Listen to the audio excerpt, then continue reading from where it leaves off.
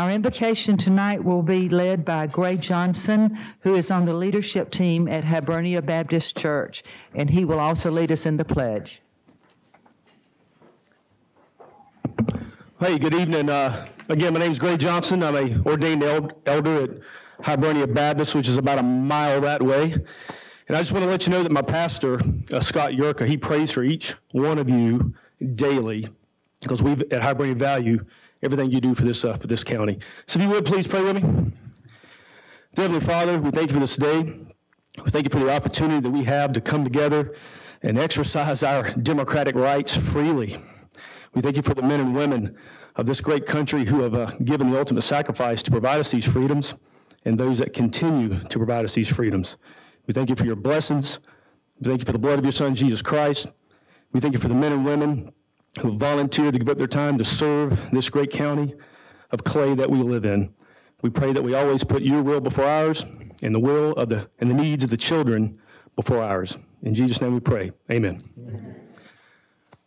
I pledge allegiance to the flag of the United States of America and to the republic for which it stands, one nation, under God, indivisible, with liberty and justice for all. Thank you so much.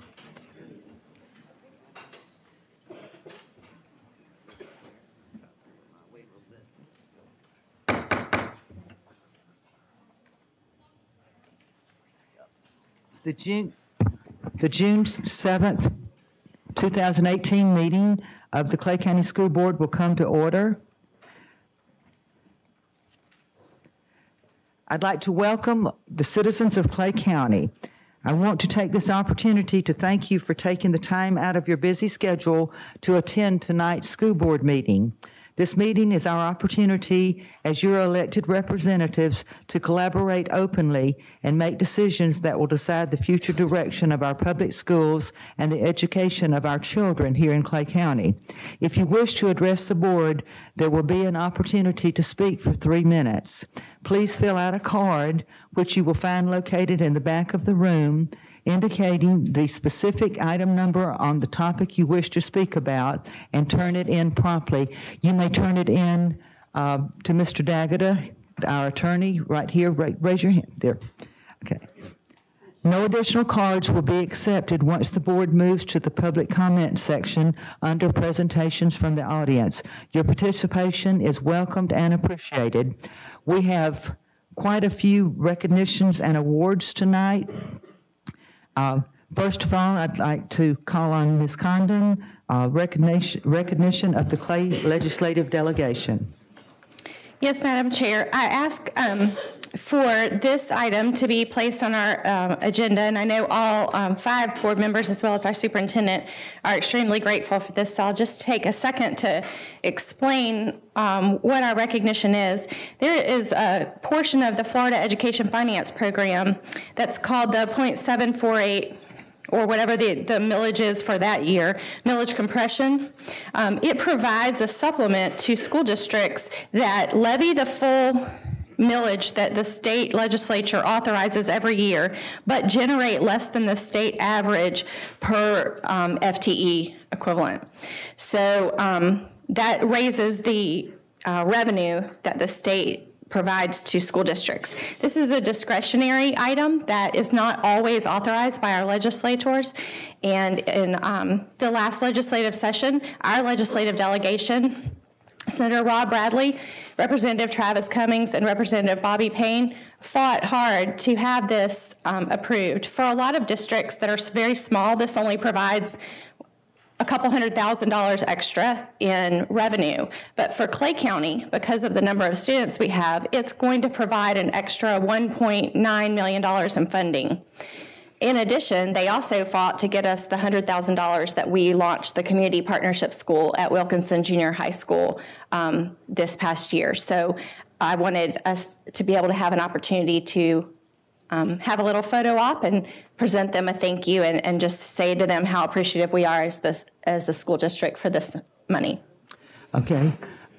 If you 3 honorables will come up, we would like to come and present you with certificates, and the board, everybody go down. We're going to have a photo op.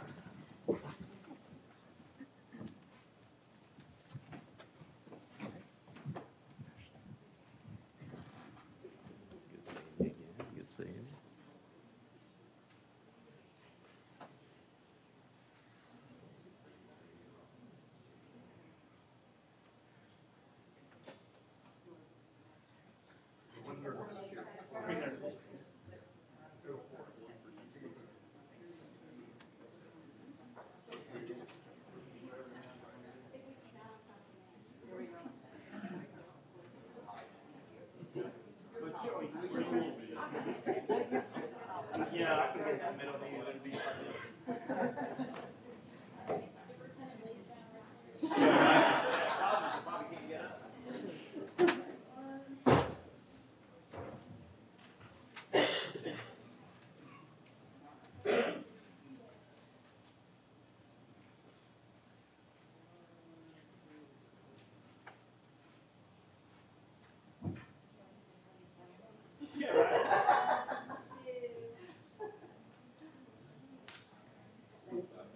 Thank you all for what y'all do every day for the county.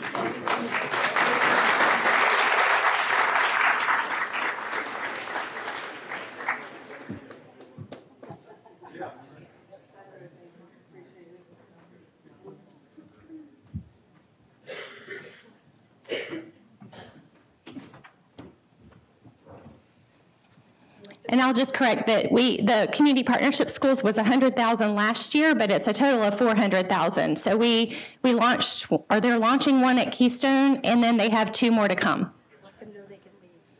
Thank you so much.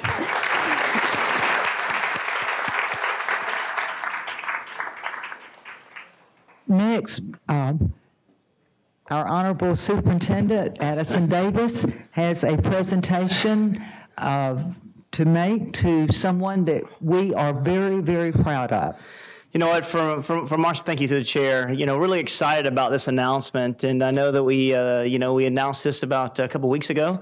But every year we're able to select an employee, a school-related employee of the year that best represents our core values of this organization. One that goes over and beyond and goes through a rigorous vetting process and is selected to represent Clay County as they transition on to be a qualifier for the school-related employee of the year for the state of Florida. In this case, we had a young lady who works at the ESC behavior assistant at W.E. Cherry Elementary School, who's been in this organization for 10 years. She's also worked, she's working hard with nonprofit organizations. She was awarded, I would say, around $10,000 for being named Employee of the Year. And this individual goes over and beyond for our parents and our students at W.E. Cherry. With her application and her interview process, she was selected for Florida's School-Related Employee of the Year. And it's my pleasure to identify and celebrate the individual that will represent Florida next year, and that is Miss Stephanie Melton. Please come up.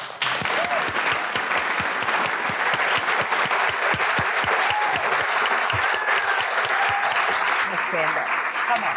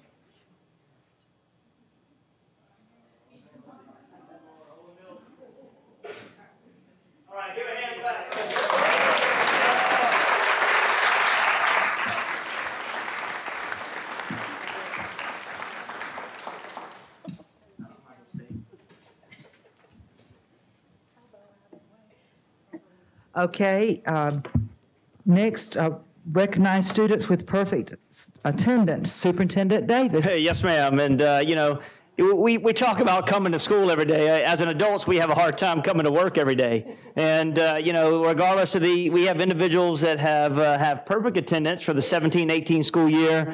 And you got to understand, there's days where we're sick, we don't feel good.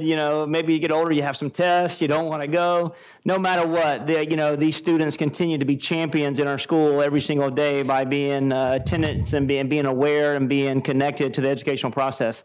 So this evening, I will identify individuals that have perfect attendance this year. And when we say perfect attendance, these individuals don't even have tardies. no tardies in the school whatsoever. They're here, they're ready to go every single day. So first and foremost, if I mispronounce your name, I'm sorry. When you come up, tell me. I'll probably let you say your own name. And then we'll come up here. If you'll stand, we'll get a photo for you and your family. And then we'll get a photo collectively with all of them. The first one, from kindergarten to 6th grade, 7 years of perfect attendance. I mean, 7 years. I mean, listen here, I have a hard time 30 days, okay? Just kidding, I'm at work every day, you know that. The first one is from Lakeside Elementary School is Rika Blaylock. And parents, if you want to come up in the middle and take pictures, you can come up in the middle and take pictures as well. Did I say it right? Like I said, Ricky Blaylock. Congratulations, young lady. All right, from Ridgeview Elementary School, Hunter Creech.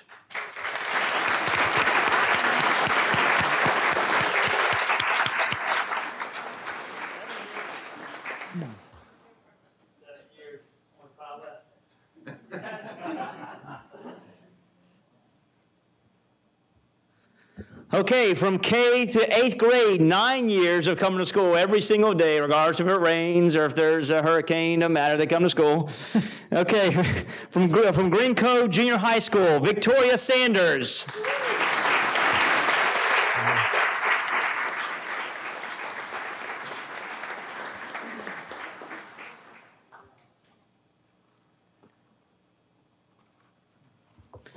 Once again, 9 years from kindergarten to 8th grade, Wilkinson Junior High School, Ellie Stewart.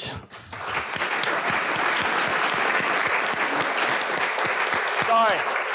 Is it Eli? No, take two. Here we go, Wilkinson, Eli Stewart.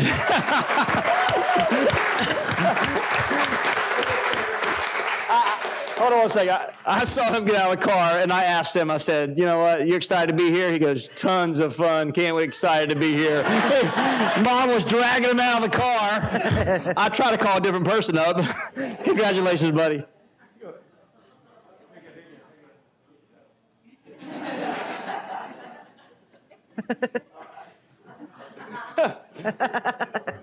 Ellie, if you're here, we got your certificate. Eli, I'm sorry. I'll make it up to you. He is enjoying it. All right. Also, Wilkinson Junior High School. They make him go to school over there every day. 9 years in a row is Michaela Willer.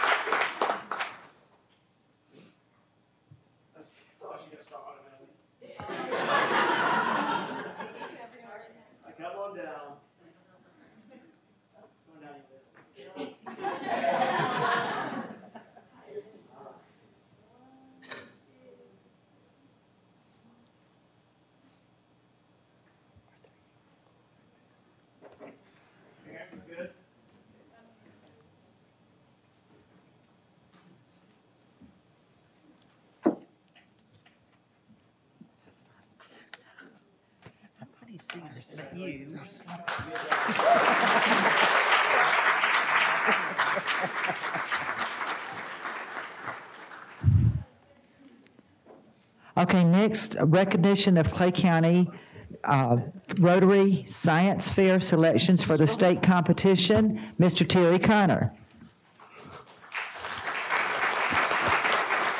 Good evening, board. It's my distinct honor to, first off, I want to bring up Mr. Chris Okamoto. He is our secondary science specialist for the county, and he did a great job. You know, one of the major tasks for a science specialist is to orchestrate our district science fair with the collaboration of the Rotary.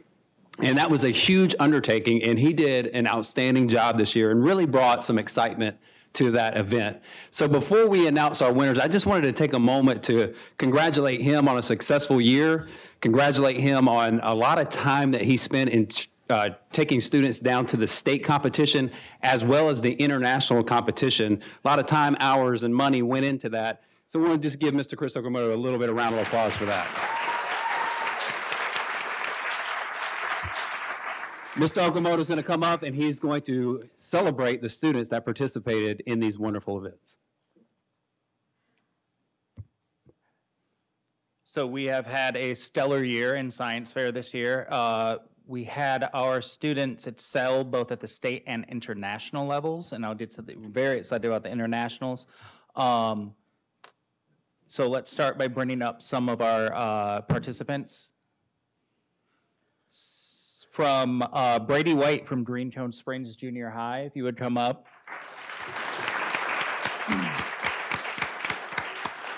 Brady White participated, 7th grader participated in the state science fair.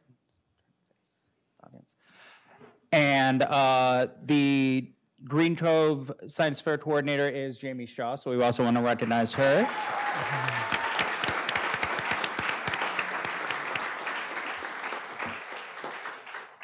So at the school level, these are the people that are making sure that all of the paperwork is in order, because they're very big on paperwork in science fair. All the paperwork is in order. All the projects are on par to compete at the state and international level. So we definitely appreciate them. So I'm inviting them up as well. Serenity DeRusi from Orange Park Junior High. If you would come up.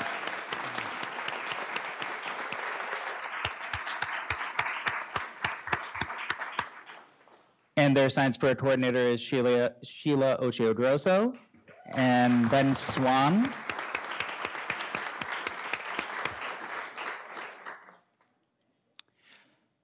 And these are our junior high entries. Looking forward to great things coming from them in years to come. Couldn't be present with us here today, also from Green Cove Springs Junior High, Tatum Wade. She received the Dr. Benjamin Cole Award for Outstanding Achievement in Cellular Molecular Biology and Biochemistry. So very good job for Tatum.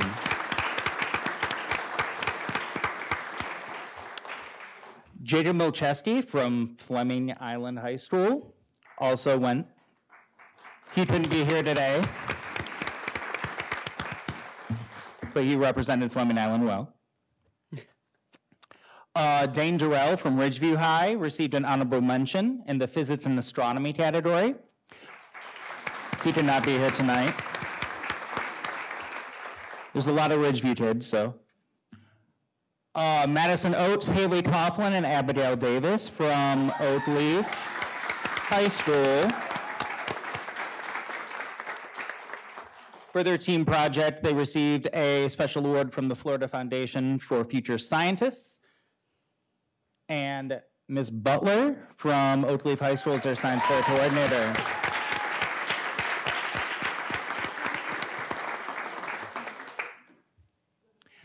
But wait, there's more. Jason Chen from Ridgeview High School received a NASA Earth Systems Award and a special award from the Florida Associations of Science Teachers. The Chen, and there's another Chen. They could not be here. They're in China right now, so we'll excuse their absence. Zachary Barkin from Clay High School received 4th place in physics and astronomy and a United States Navy Science Research Special Award. Goodness.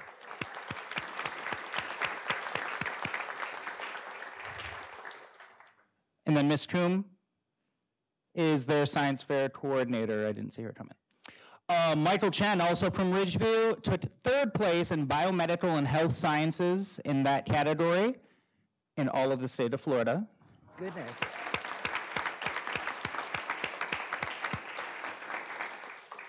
And Evan Collins from Ridgeview High School, if you would come up.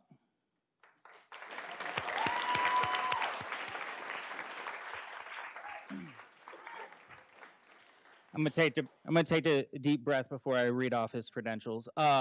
He took 1st place in Earth and Environmental category, and he was one of 8 in the entire state of Florida Yin Grand Award scholars, and he received a scholarship to International Science Fair in Pittsburgh.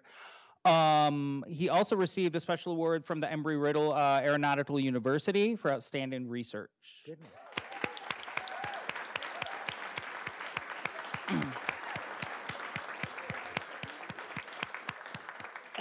And here is Clay County Schools Science Fair State Delegation. Very good.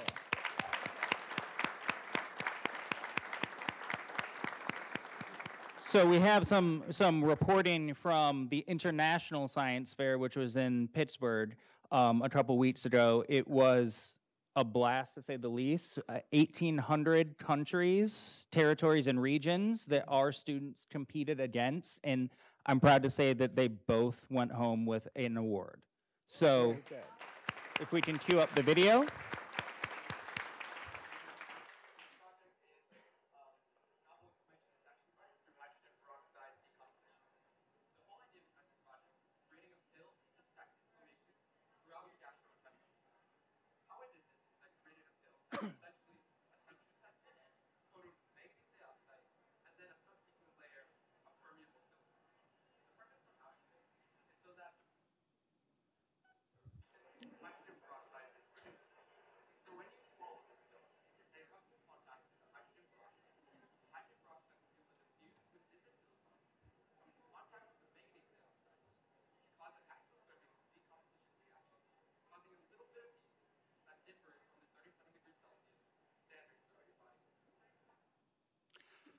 And ladies and gentlemen, this is a 10th grader.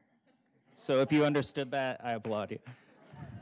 Next up, we have our very own Evan Collins, who is reporting from his project at International Science Fair.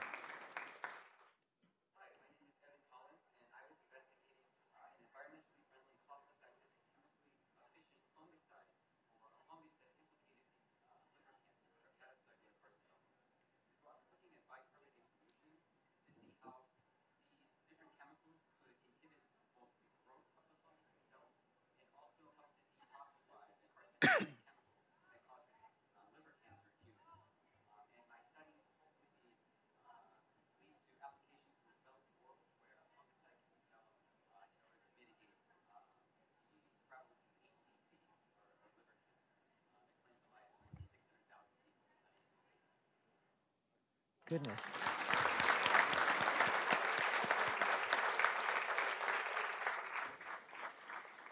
So through Science Fair, we are finding solutions to afflictions, problems that affect billions. And so that's the wonder of science and Science Fair. So Michael Chen and Evan Collins both accompanied me to Pittsburgh to compete against 1,800 projects, whether it be group or individual, from 81 countries, territories, and regions. We got to meet students from Kenya, Ghana, the Philippines, Thailand, Sweden, all over the globe, and see what they were doing in their individual countries in order to make the world a better place. So I'm proud to report that Evan placed third, and I'm going to say in the world, it was the international competition, third in the world. Through the chair, we'll take that, buddy. In the world, you say it proud.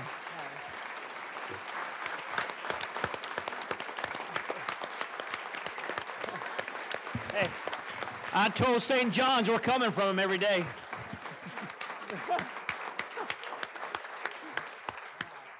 But wait, there's more. Oh, yeah. We're not done. We're not done at selling. Michael, the 10th grader, who has great things coming in years to come, no pressure, received a special award from the Air Force Research Laboratory for his award in biomedical engineering. Goodness.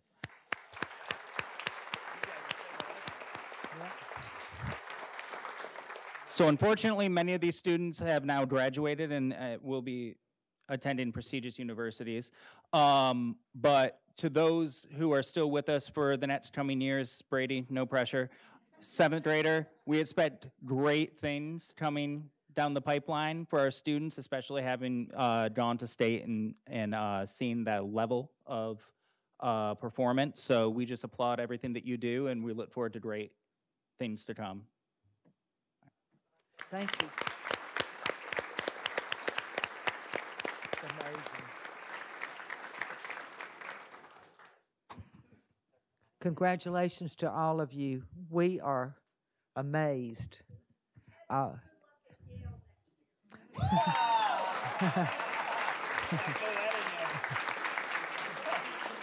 she say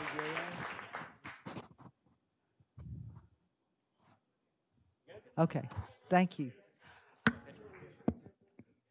you want a group picture? Oh, sorry. I didn't want to crowd the party.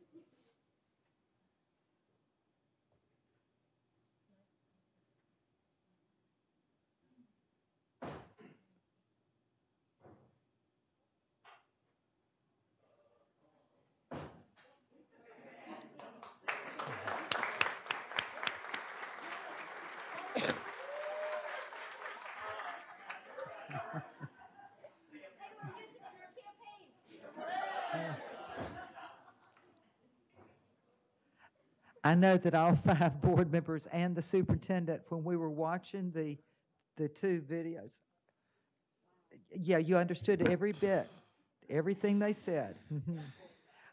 Ladies and gentlemen, excuse me, go ahead. I said I did. Not. You did not. I want to make an announcement that due to technical difficulties, we will not be available on Comcast tonight. However, we will be on the school board YouTube channel. These were difficulties beyond our control, and we assure you by our next meeting it will be working. Okay. Next, recognize Kelly Watt and Christy Gomez for their work on the Clay History Curriculum. Terry Connor.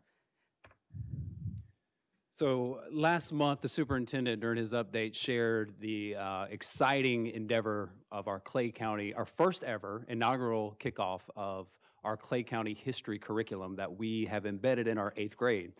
Over the last two weeks of May, we spent time with our students teaching them about the rich history right here in the midst of them, right here in this county. This work began with the collaboration with the Clerk of Courts, Tara Green, and the archivist back in July. We held community forums with local historians. We've had a lot of our teachers come together and work in collaboration and developing this curriculum with the historical documents that really are the focal point of this curriculum. The students, they look and analyze historical documents from even back to the 1800s that are related to Clay County.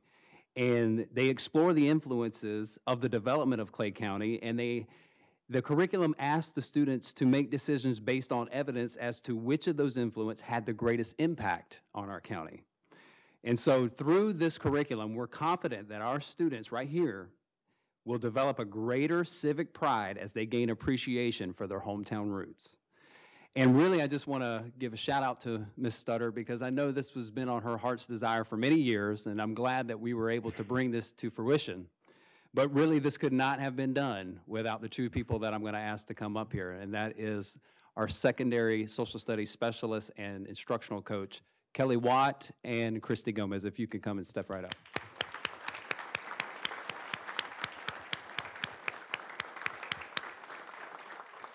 I will say the future looks bright for this curriculum. We are planning on embedding this throughout the year within the 8th grade curriculum. We are looking at opportunities for field trips to many of the historical sites here. These ladies are not through developing this curriculum. They've done a lot of hard work, but they are excited about the future of this curriculum. So Ms. Stutter, Mr. Superintendent, would you mind coming down for a picture with these 2? And then I'm going to hand the mic over to both of them to talk about the Social Studies Teacher of the Year.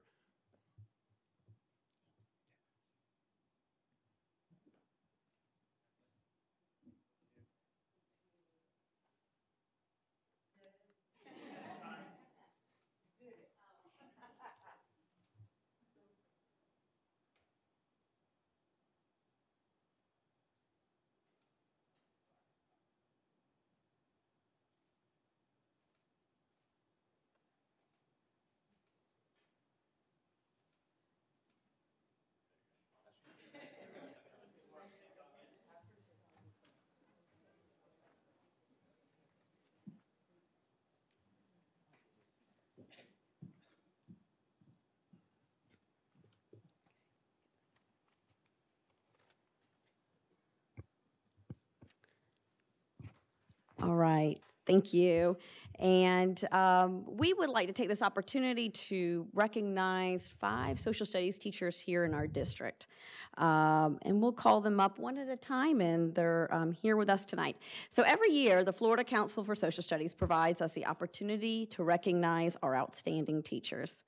This year, teachers, administrators, and staff members were invited to nominate social studies teachers from kindergarten up through 12th grade who inspire student learning and creativity in their classroom.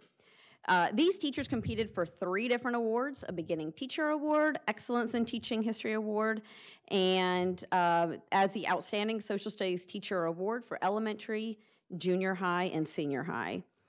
This year, we had the most nominations we have ever had.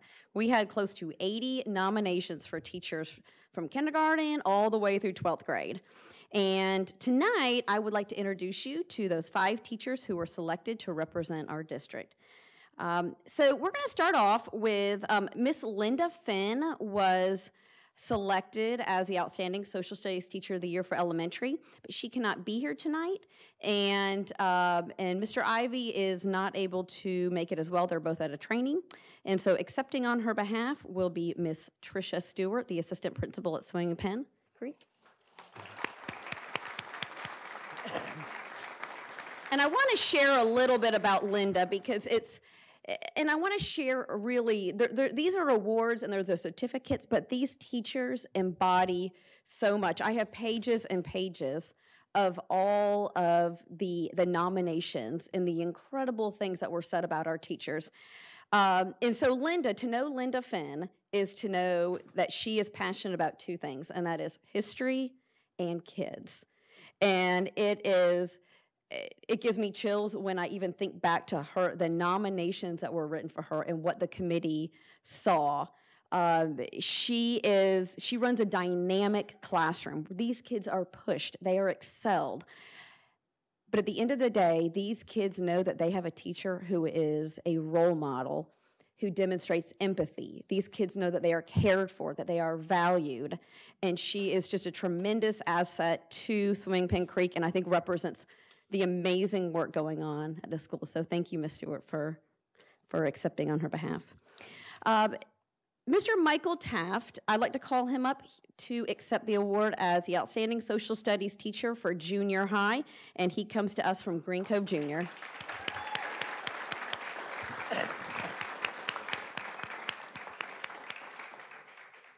Mr. Taft is phenomenal. What was really great about his nominations is, and you don't see this all the time, he was nominated by not only his colleagues, he was nominated by colleagues who were also parents in the district, and I think that speaks volumes.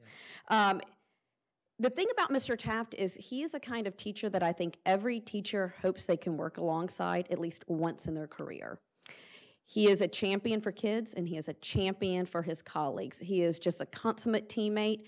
He brings fresh ideas, he brings creativity, and he is constantly pushing these kids.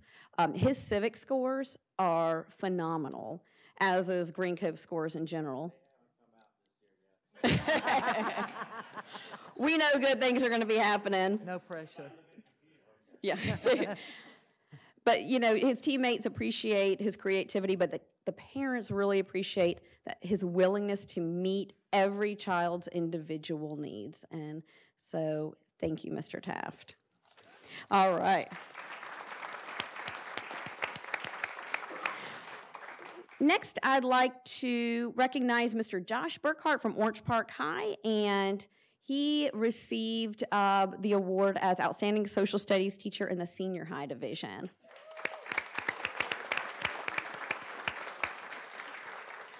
So here's the interesting thing about Josh, is that he just received the award for Outstanding Social Studies Teacher in the Senior High Division, but this is only his first year in the senior high. What? He was a junior high teacher. This is his first year teaching American history. He has been such a phenomenal asset to our district, but also to Orange Park High. His leadership in Orange Park High, his leadership in the district, but I'll tell you who probably appreciates him the most, more than any of us, and we appreciate him a ton, and that's his students. You walk into his classroom, you can walk in any day of the week, any time of day, the minute before the bell, the minute when the bell rang, and those kids are engaged, they're excited, they are working hard, and what he gets out of these kids it's something that it blows our mind. He's incredibly impressive. He teaches some of the standard level classes, and we know sometimes kids come to the high school and they're below grade level readers. That being said, I don't think he sees that. He sees what they can do, and on many of our Performance Matters assessment, Mr. Burkhart's classes are #1 in the district. Wow. And this is higher than even sometimes advanced classes. And we got a good social studies history program, so we're just very excited. So thank you, Mr. Burkhart. Swords up. Next up is Miss Cheyenne Best, and she comes to us from Shadow Lawn. Miss Best, she is being recognized as a beginning teacher in social studies. And you never know what you are going to see in her class. She has so much energy, so much enthusiasm. She shows kids that history is anything but dry and boring. She knows how to engage her kids, get them excited about DBQ project, get them excited about Achieve 3000. I hear that there's a song, Whip It. Oh yeah, we whip it all the time. There you go. So she has really brought a lot of energy and passion, and that gets transferred right back to the kids. And so fantastic job. Thank you, Ms. Best. And last but not least is for the Teaching American History Award. And Mr. Smith, that is Mr. Kevin Smith from Ridgeview High, and accepting on his behalf, he is grading AP papers, AP test. It will be Miss Debbie Segreto, principal from Ridgeview High.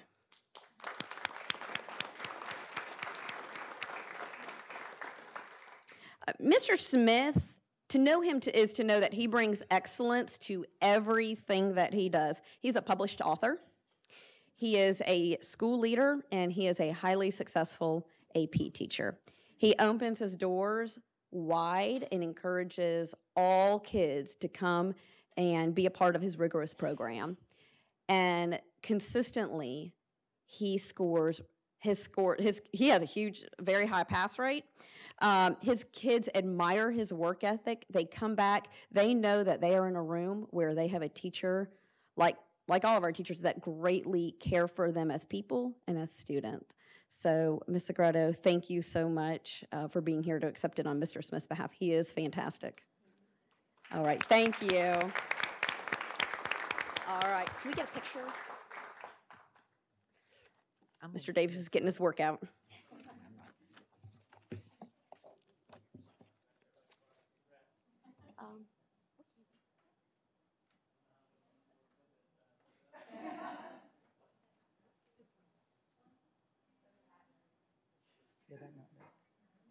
That gets the next one to him.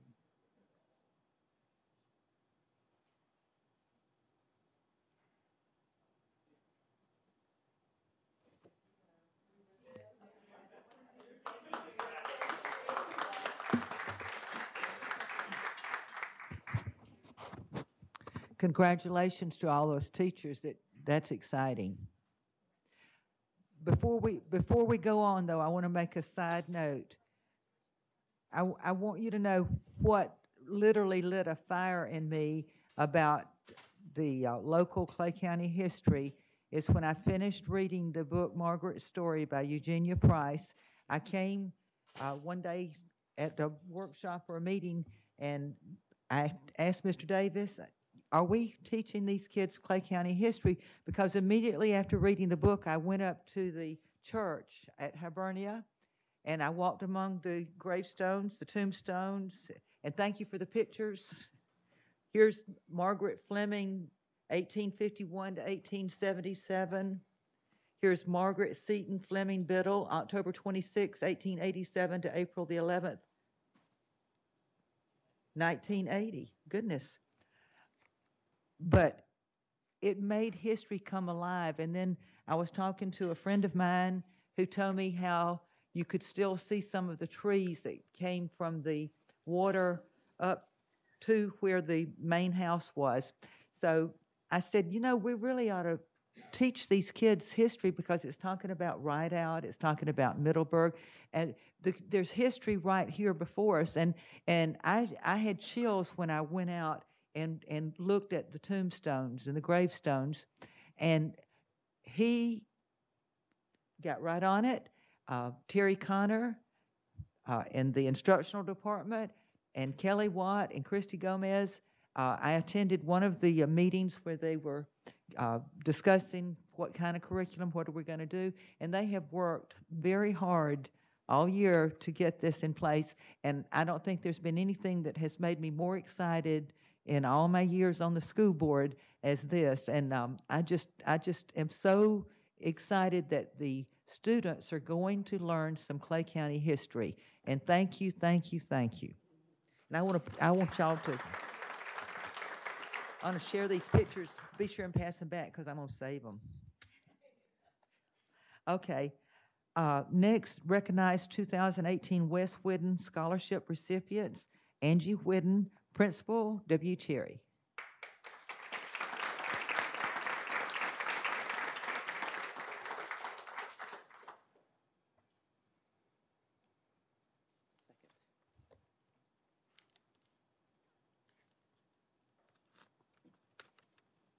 Thank you, Ms. Studdard. However, right now I'm Wesley's mom. Right. But I'm always Wesley's mom. Always. So in the days of text evidence, which is so prevalent now, I figured I'd bring some text evidence. I've stood up here now for 9 years awarding scholarships in memory of my oldest son. In fact, it's been 10 years this last May, on May 14th, that he was tragically killed. And so in August of 2009, Orange Park Junior High and the athletic director, Robert Worley, they created the scholarship in memory of Wesley to where each recipient receives $1,042. They have to write an essay on how they make a difference in this world, and they have to have played a sport, of course, it's competitive here, in junior high or senior high, and they had to be accepted to college. And we get hundreds of applicants. And you might wonder why recognize this boy who on one tragic day chose to be a follower instead of a leader. But I want to read this. I found this in Wesley's backpack. And keep in mind, this is back before our FSA rights. This was good old FCAT writing time to where you were given the prompt. And my child would have never participated in that science fair. I didn't know what he was saying, but he could definitely play some football. And you'll understand what I mean here about this not really scholarly part at the beginning. So it says, Dear Mom, I'm Wesley Whidden and I go to Fleming Allen High School. So you would think you know who his mom was. I'm in 10th grade and you have really influenced me in my life. You've taught me no matter how much you do, how much you have to do, don't give up.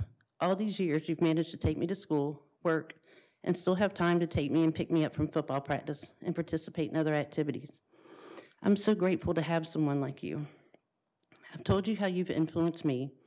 Now I'd like you to tell me what your favorite books are and the authors' names and why these books have influenced you. Have any of these books had characters that have influenced you to not give up and to do what you have to do? Like, has there been a book that you've read where someone's in a battle and takes charge and leads them to victory to get you like this? I'm one of the luckiest people in the world to have someone who cares about me like you do. I love you, and I know you love me back. Sometimes I don't think you're human for all the ideas you come up with to help me work things out. I just hope one day I'll be a reflection of you. I love you, Mom. And what's so cool is you can tell I've used this quite, it's in a frame by my bed. And I have his writing. Teacher, he wrote down what the teacher told him to revise, but in my eyes, it's perfect. So since 2009, we have awarded 67 scholarships in memory of Wesley to help kids go to college.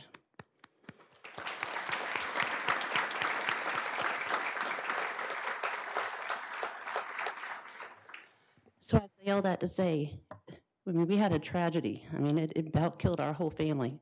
But we took something negative and made it into a positive. We made a difference in this world, just like my son did during his short 17 years in this world. So I want to recognize these kids tonight. We have 7, but we only have 4 here. One of them's in Europe. One of them's already started college. And one of them got called into work. So you have to admire that. So without further ado, oh wait, before I do that, I have to certainly thank the people responsible for helping me sell candy grams, sell t-shirts, sell anything not nailed down, work concession stands. I couldn't do this without my W. Cherry people, who are like my family, Fleming Allen High School and Orange Park Junior High. So I definitely need to thank all of them and Coach Goddard.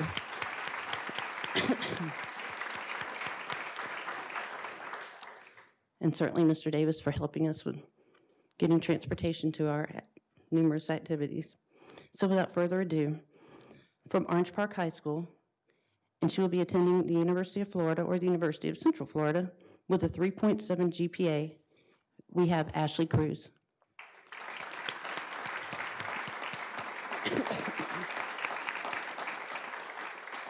I need to add, we've already had the ceremony where they received their check and their plaque and their t-shirt at the Fleming Allen High School spring game.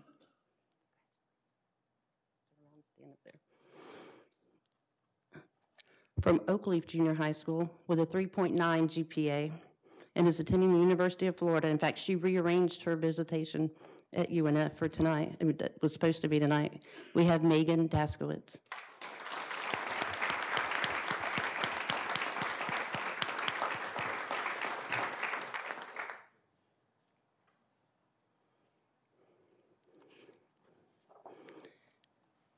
Then from Orange Park High School with a 4.18 GPA, and she will be attending Bethune-Cookman University.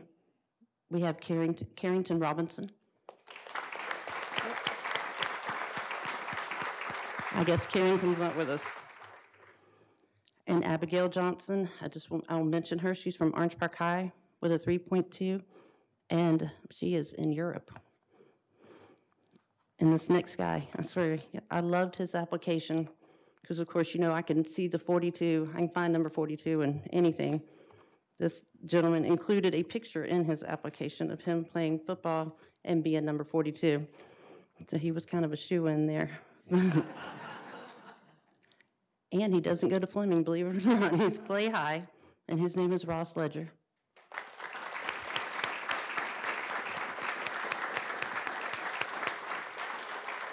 And Ross will be attending Santa Fe College in Gainesville.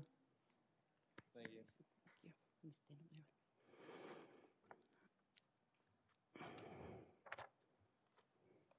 Unfortunately, my last two aren't here, but I do want to mention them. Jacksonville does attend Fleming Allen High School, and he'll be attending Valdosta State University. And Alexandria Vaughn also attends Fleming Allen High School, and she is at school right now at St. John's, which she's attending right now in the summer and will be at University of Florida in the spring with a 3.7 GPA. So tonight, here are our three recipients.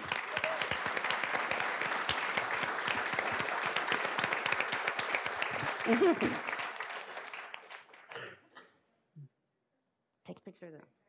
Miss Whitten. Miss Whitten, get in that picture. I didn't get my hair washed. Oh, your hair looks great. Get in that picture.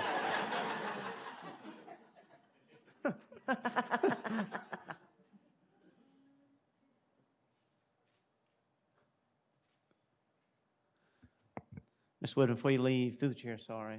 Go ahead. You know, I've only been here for 18 months, and you are a strong young lady, and you are a mentor to so many. You've impacted so many families, and I'm thankful to call you a colleague. I'm thankful to be a resident of Clay County for what you're doing for these young men and women, and I thank you for being a leader in this organization. So thank you for what you continue to do for us. Thank you. Amen to that.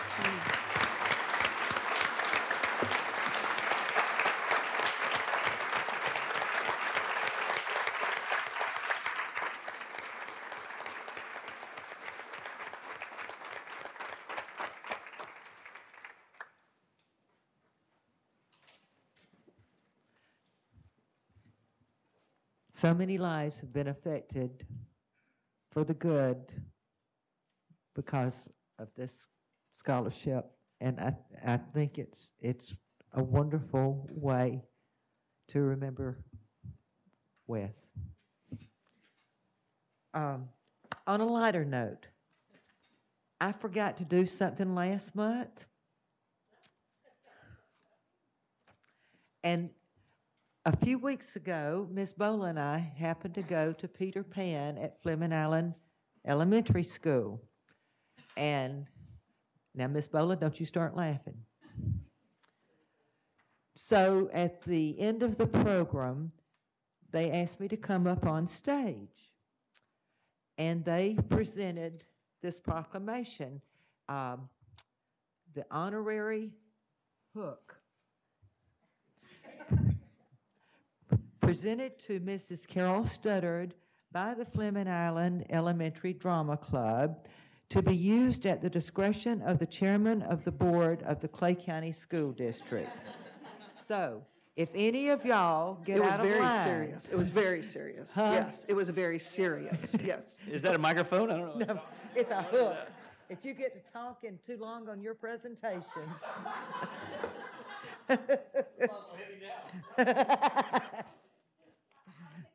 But I promised him I would bring it to the board meeting, and then I forgot it. And so today I thought, I am not going to forget it again. But it was so funny. I thought Mrs. Bowler was going to fall out of her chair. She was laughing so hard.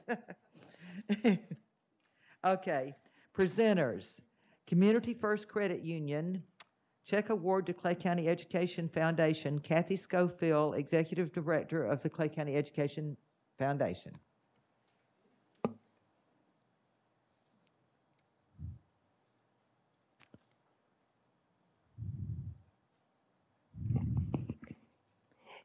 Good evening.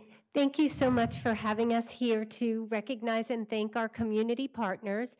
And when I think of community partners, the Community First Cares Foundation comes to mind, and the name is so appropriate because they really do care. We have Lisa Ashworth with us, who's been a dedicated volunteer in the Education Foundation for so many years, as well as Tiffany Howard, who is fairly new to our foundation, but stepped right up to serve as the secretary of the foundation. When I think of our partners, I think of all the value that they bring to our community.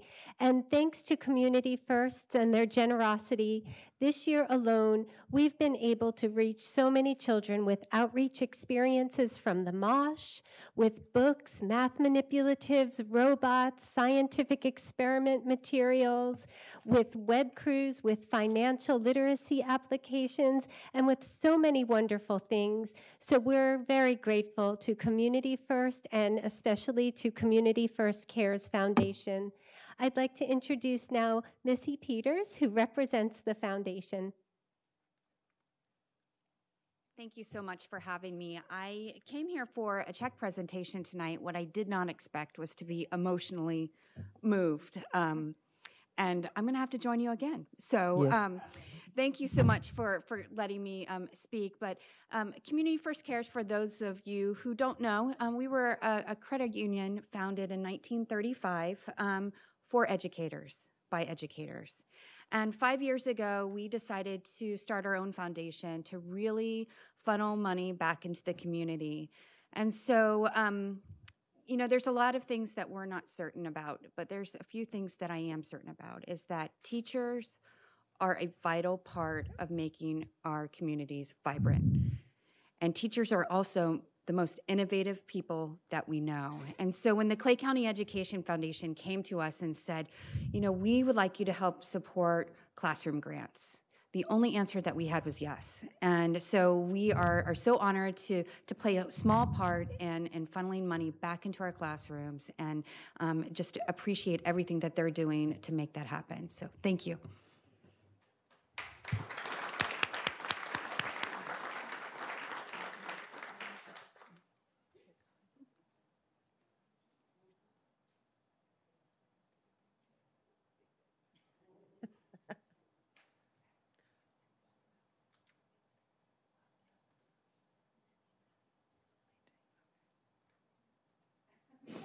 Yeah, here. I got it.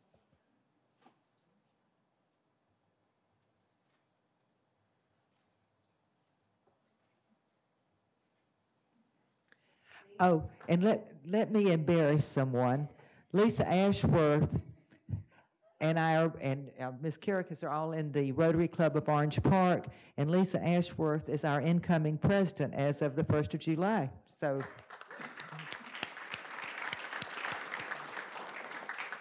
I had to put that in there just for you. Okay. Thank you so much. Okay, We don't have a showcase tonight. There are no scheduled citizen requests. This is the last call for comment cards. If anyone still has a card, if you would give it to Mr. D'Agata here at the end. All right. Thank you. Does anyone else want to fill out a card before we move along?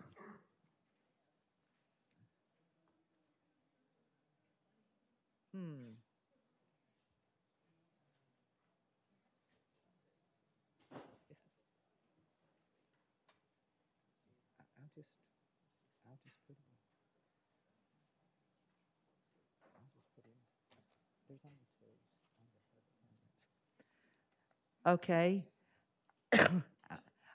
Next is adoption of consent agenda. There's one item pulled to discussion, C19. Oh, I do. Scratch that. I've got two cards now. Okay, we'll do public comments, presentations from the audience. Jennifer Berghardt.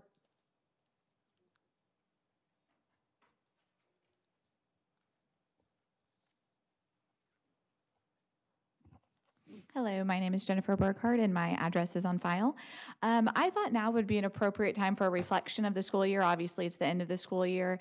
And first I wanted to begin with positives because obviously I know that oftentimes since we only get 3 minutes once a month, we're always focused on ways to improve. So I wanted to focus on the positives this year. I have been able to work closely with the curriculum specialist for ELA High School, Rebecca Billiot, this year. She is amazing. She has been great. She's been instrumental in helping with PLCs, with practical applications of group work, which I felt I was struggling with.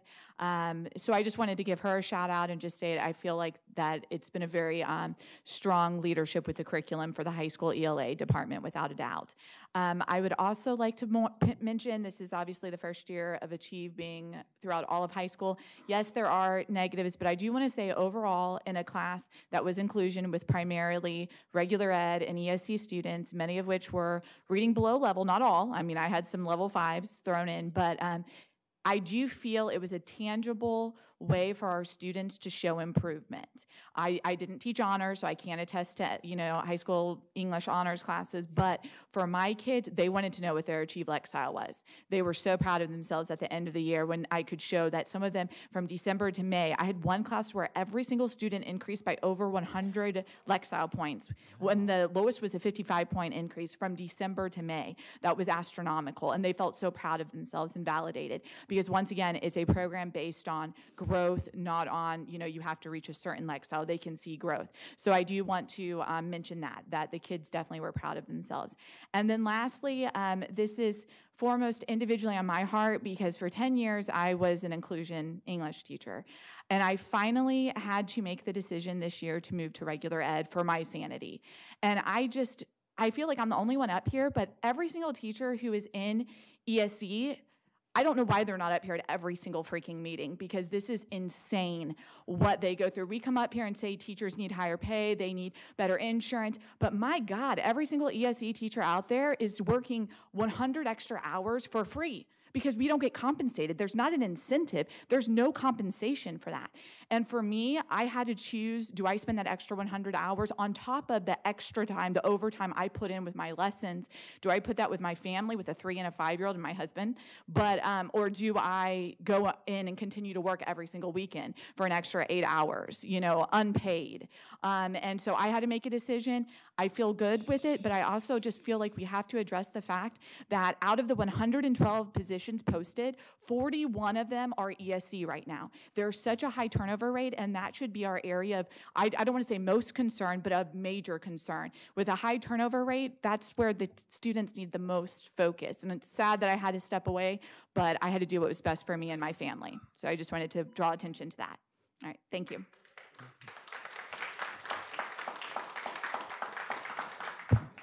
Next is Young Smith.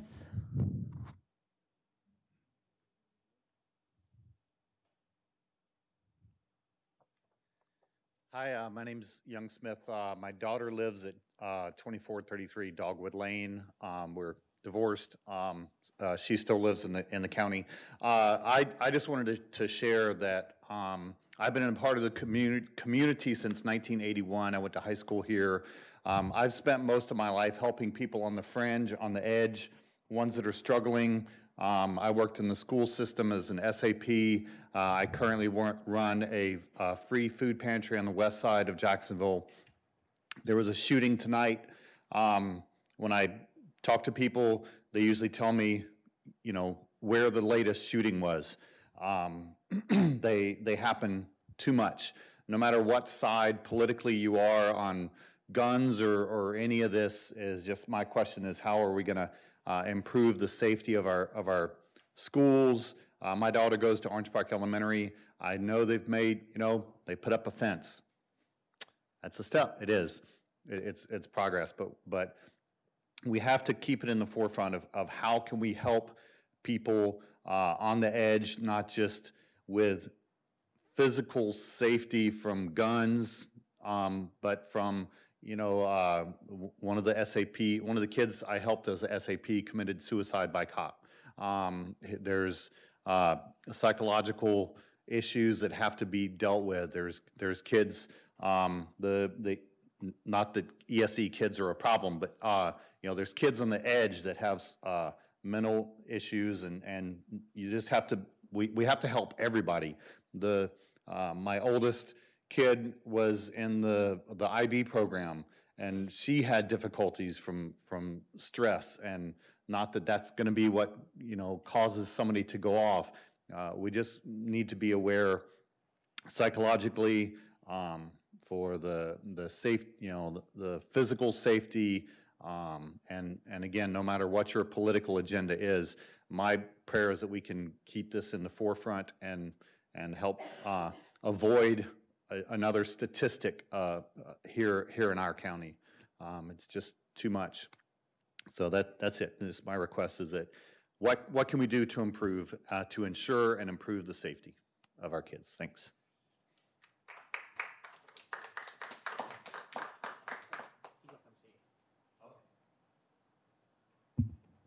Okay, that's the end of the cards. Adoption of consent agenda. The items to pull to discussion was C19. I'll entertain a motion. I'll move approval.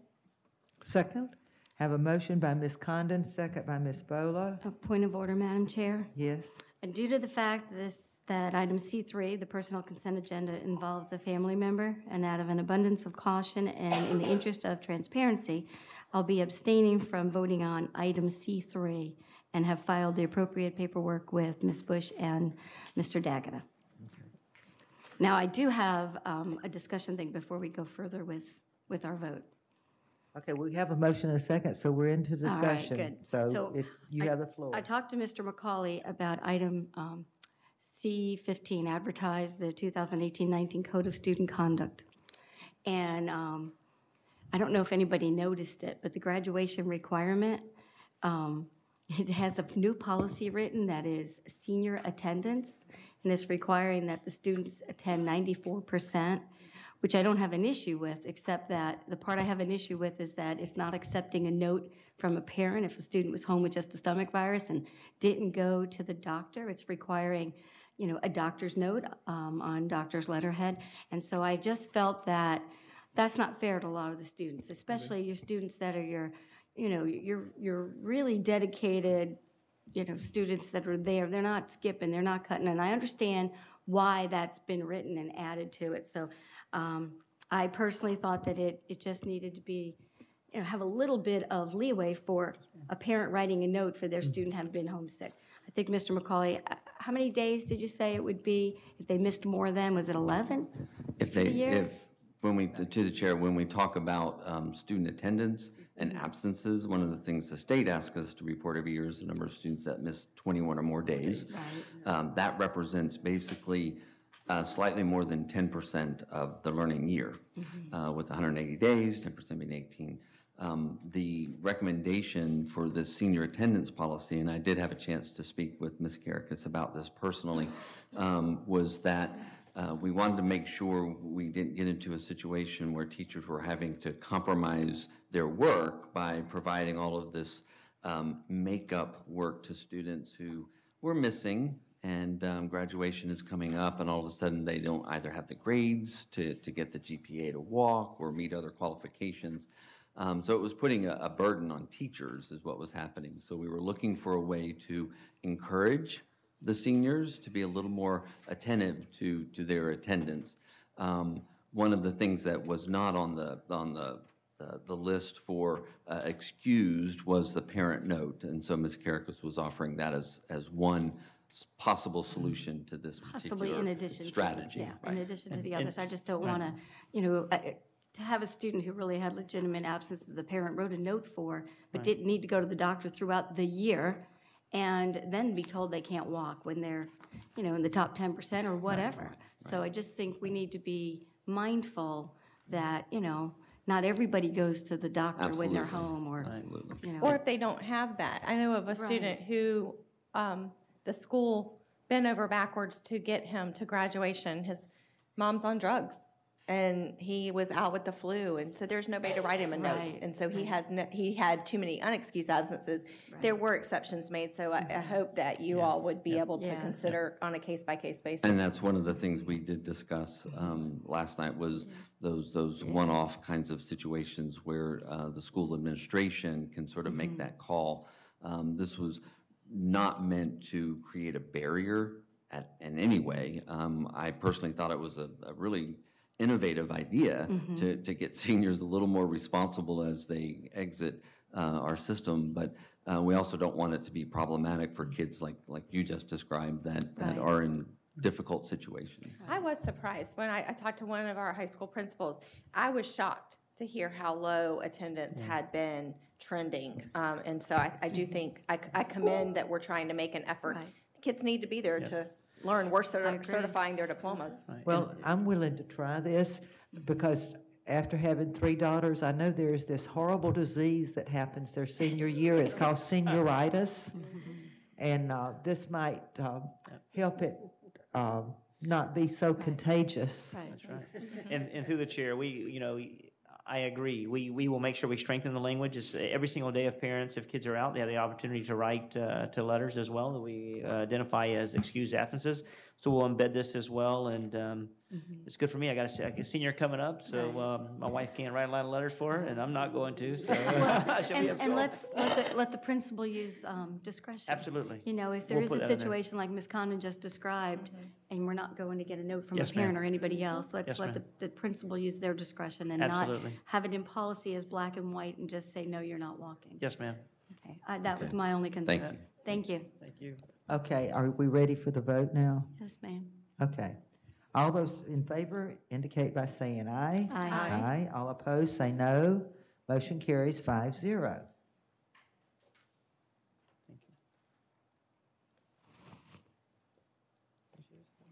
Yes, sir. Ms. Bush, my ability to vote has not appeared on the screen.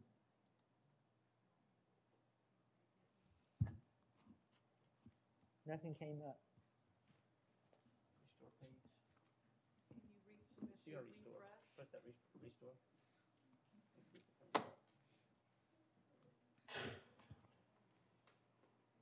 Oops. It says oops.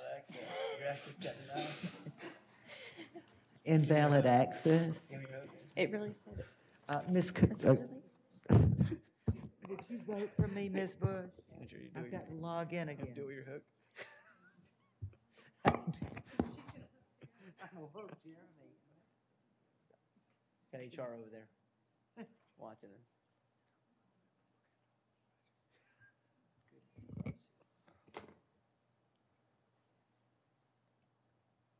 Computers are wonderful when they work.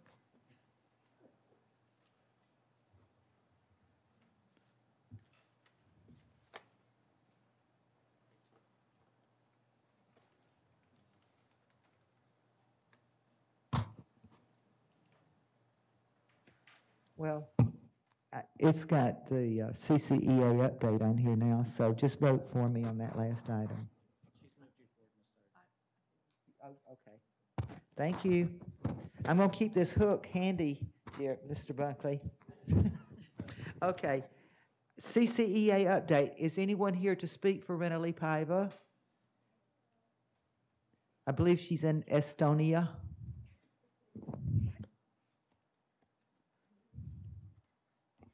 Yes, last time I checked, she was, I think, in Russia, or as she would say, Russia. Just before I begin, as a point of personal privilege, as a teacher at Orange Park High School, I got to tell you, Jennifer Burkhart and Josh Burkhart are two of the best things that have happened to our high school, and they are amazing teachers. And just as she spoke about, if she's still here, and I have the privilege of working with Josh in my department. She speaks a lot about treating teachers better. We are going to lose good teachers if we don't start doing better by them. So, and they are, two perfect examples. I can't even imagine trying to pay for insurance with those two cute kids they got running around. So on behalf of CCEA, I just really have one thing that I want to talk about tonight. We're very pleased to see the millage increase back on the agenda. We're looking forward to working with the board to educate the public about why we so desperately need this. I was personally, I guess, a little disappointed in all of the applause given to some of the legislators that came here earlier, considering what their votes have done to public education. The 47-cent increase that they passed this year for our FEFP it's a slap in the face to students and teachers and parents in this community that's all that they're willing to fund. It doesn't even keep up with inflation. I don't even know if you can get a nice mechanical pencil for 47 cents anymore. So if they're not going to fund us, we are going to have to fund us, and that's what this millage increase is about. And last month after the meeting, I wrote a blog, and I'm just going to read that tonight because it really summarizes our feelings about that. But I also wanted to make a point of clarification. Last month, Monroe County was brought up, and we were discussing about how we had used some of their language, and the point was brought up that, well, they only asked for a $500,000 for safety, so why are we asking for safety and operating expenses? But that's not entirely true. What they asked for, it wasn't even actually a full $500,000 for safety. Their language said that they just needed enough money to fund the rest of the underfunded mandate from the state, so they would only take as much as they needed. But the reason that they were only asking for the safety money is because they already have an extra $500,000 for operating expenses that they've had for the last couple years, and I believe a 1/2-cent sales tax for capital outlays. So their community has already been locally funding the things that they need. That's why they just have to ask for safety money this time around. So I just wanted to make sure that we were very clear on that. So the asking of this $1 million, we're just asking to do in one foul swoop what they've done over the last few years. So it seems kind of big because we're asking for $1 million, but it's because we're so far behind. It's because we've never had the guts to stand up and say, we need this money and we need this community to come together. And so as far as why we need it, I'm just going to read this post just because I think it really summed up the point of what we're asking for, because I'm just scared that the spin is going to be that, why isn't it all going to safety? How come you're wanting to take out money for other things? So my post was, last night the school board voted against asking the county commissioners to place a resolution on the August ballot to add an additional $1 million of ad valorem millage tax to be used for school safety and operating expenses. The additional mill would cost the average Clay County property owner approximately $100 a year. Not a month, a year. That's $8.33 a month. The increase would bring in approximately $10 million for our public schools, and that is money that is desperately needed. The county commissioners have insisted that the additional mill should only cover school safety, and while they made it very clear, what was a few months ago, that it's not their job to provide for the safety of our students, they seem to think that it's their job to weigh in on how we choose to spend our money. We continue to send lawmakers to Tallahassee who pass down unfunded mandates with one hand and give away our tax dollars to private and for-profit charter schools through voucher schemes with the other hand. Our public schools cannot survive on the money being begrudgingly handed down from Tallahassee, money we sent them in the form of sales and other taxes. We must raise additional money locally if we are going to provide our children with a first-class education, which I believe is everyone here's goal. Several school board members expressed concern over the wording of the resolution. They said that the phrase, quote, to enhance the safety and security of students and staff and provide for necessary operating expenses for the school district, end quote, would confuse voters. They said that they felt like it would be pulling a bait and switch on the property owners of Clay County by not spending all of the money on safety. I have more faith in the people of Clay County. Our school system did teach them how to read. And provide for necessary operating expenses seems pretty clear to me. We are in the business of educating people. I'm pretty confident that we could spend the next few months explaining to citizens of this county why this additional revenue is so critical for the operation of our school district. And while safety is extremely important, the addition of one SRO or other security personnel at each school site is not going to solve the problem. If the state truly believed it would, they would have funded the mandate. Anything less than that is just window dressing, because I'm sure they want to keep our children safe as well. According to internet legend, when Winston Churchill was asked to cut arts funding to support the war effort, he replied, "Then what are we fighting for?" While there's no evidence that he ever actually uttered those words, the sentiment behind it rings true for many of us in education. If we limit ourselves to only spending additional revenue on safety, then I must ask, what are we educating them for? Are we keeping them safe only to be crammed into overcrowded classrooms, contrary to the intent of the Florida's class size amendment? Are we keeping them safe only to provide a class set of textbooks in their classrooms? Because you know they can access the text online. Really? Many of our students do not have regular internet access at home, and studies show that they retain more information when reading from an actual book. Are we keeping them safe only to give them teachers who have to work a second job just to pay their bills? Are we keeping them safe only to be stuck in 20-year-old portables instead of permanent facilities? Are we keeping them safe only to send them to school with fewer and fewer electives and resource classes? Are we keeping them safe only to put them in a school system that can't attract and retain qualified support personnel because the cost of insurance leaves their paychecks in the negative, forcing them to pay the district to work here? Are we keeping them safe only to turn their guidance counselors into glorified standardized test proctors? So we have to ask ourselves, what are we fighting for? Our schools have been threatened for years by legislators who have hacked away at our budgets and left us to fend for ourselves. This is a threat we can neutralize here in Clay County by asking our local community members to step up where our lawmakers have failed us. Thank you. Thank you, Ms. Mayberry. Next is the CESPA update. Is Teresa Dixon here? Anyone speaking on behalf of Teresa? No? Okay. Superintendent's update and presentations.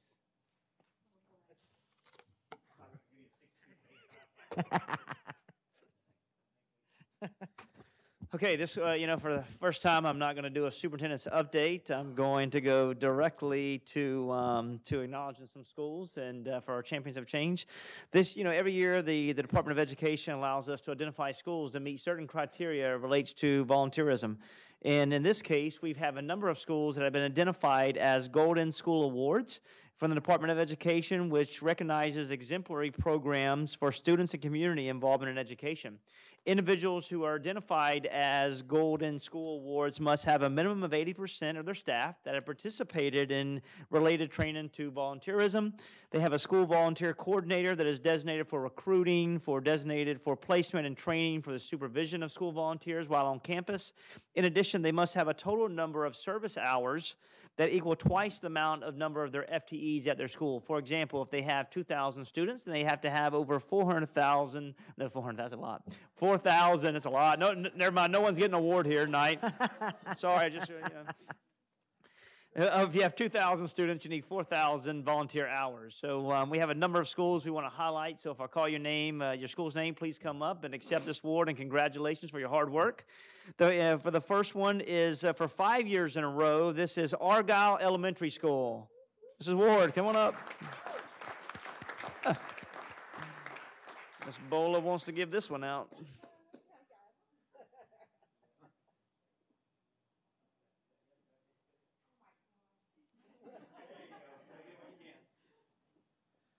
Five years in a row, Orange Park Elementary School. I'm going to accept this on her behalf. Okay, here you go. 5 years in a row, Ridgeview Elementary School. Mrs. Roche.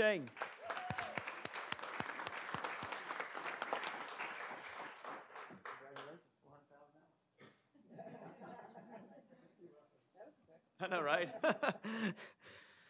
5 years in a row for the Golden School Award is also S. Brian Jennings Elementary School.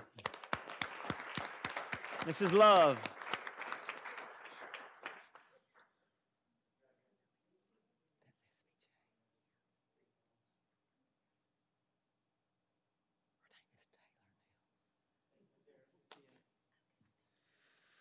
All right, we have Coppergate Elementary School. Mrs. Dial.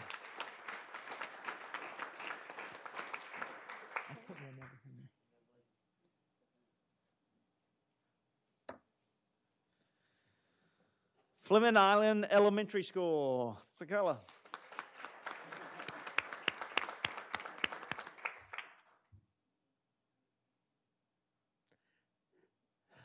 Fleming Island High School. Miss Finley.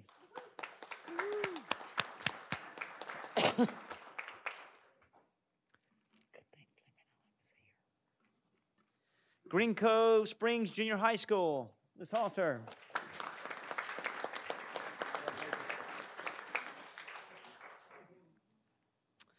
Keystone Heights School. Did he leave, Mr. McWilliams? He was here earlier. You can accept it. Make it come get it.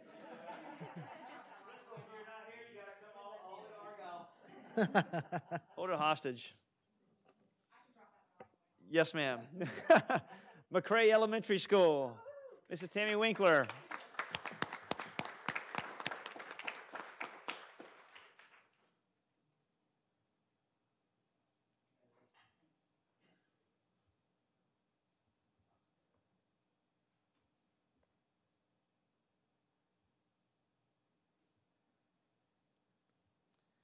Orange Park High School, Mr. Clayton Anderson.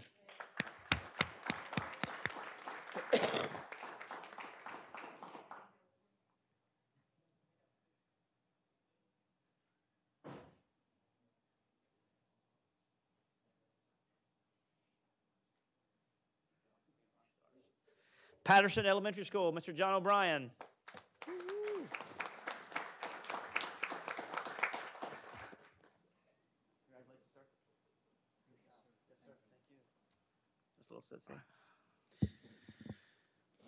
Last one, Ridgeview High School, Mrs. Debbie Segredo. All right, we're going to accept it, or they're going back to Argyle. Just kidding.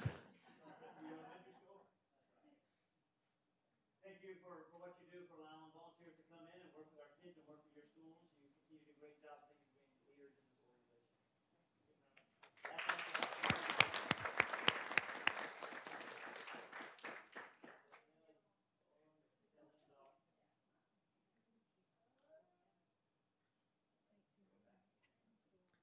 Might need to make 2 lines. Tall one's in the back. Come on.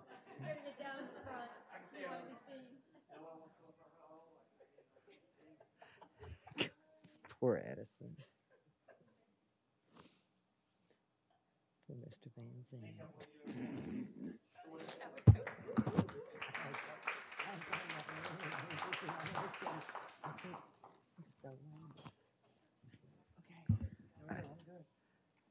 Amazing. And congratulations to all of you. Okay, now we're going to the discussion agenda. D1, School Resource Officer and Safety Agreement with Clay County Sheriff's Office, July 2018 through September 2018. Before we get into these, is there anything you want to say? Good. Good, okay. I'll entertain a motion. So move to accept it? I'll second. Okay, I have a motion by Ms. Bola, second by Ms. Condon. So, Any? Yeah. Sorry, Are I'm you sorry. away? Yes, I am. Sorry. I'm like, yeah, we're good to go. I I don't know if thought- you want me to say anything about update. Yes, ma'am. It's I not do good want to. after all. Yes, ma'am. So Okay, yes, let's let on Mr. D1, Davis. sorry, through the chair, I want to make certain. So this proposal is that we have to cover resource officers in junior high schools, 2 relief officers, and one intruder trainer through the Clay County Sheriff's Office. The funding will be from now until September 30th. I did speak to Mrs. Kapalousis today. She's in, right now, our current cost for this initiative is $245,000.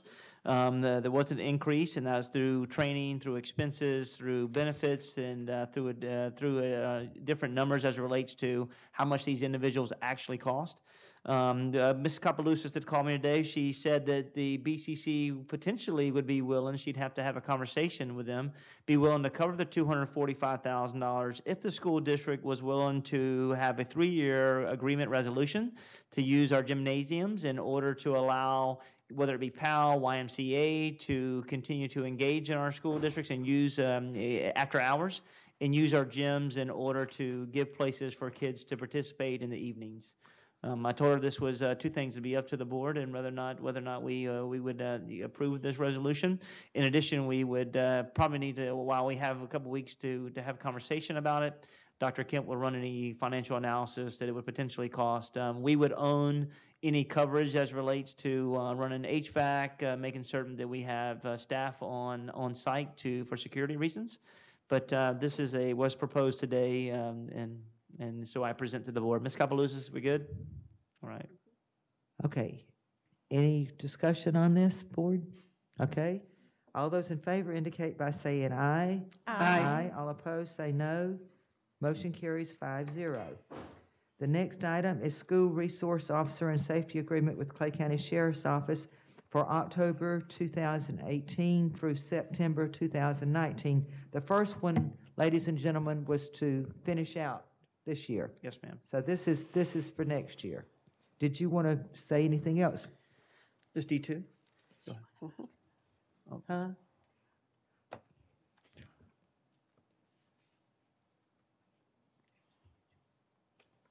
oh, sorry.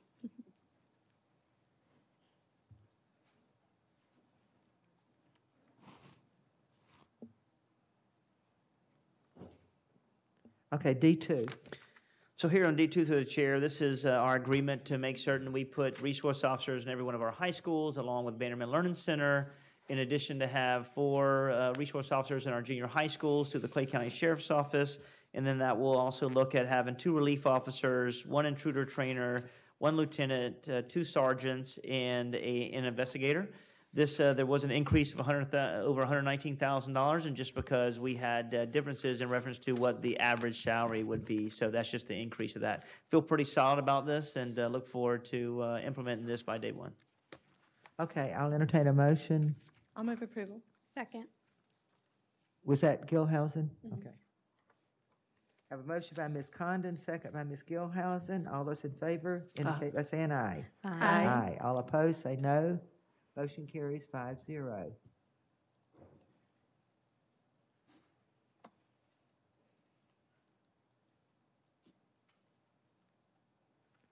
Okay.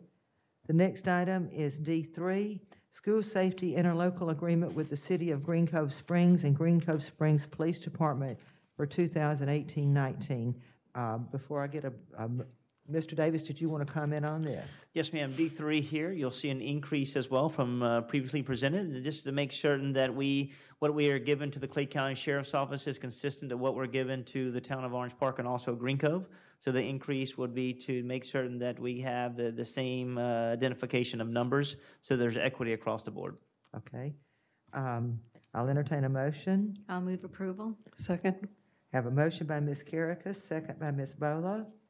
Any discussion? All those in favor indicate by saying aye. Aye. Aye. All opposed, say no. Motion carries 5-0.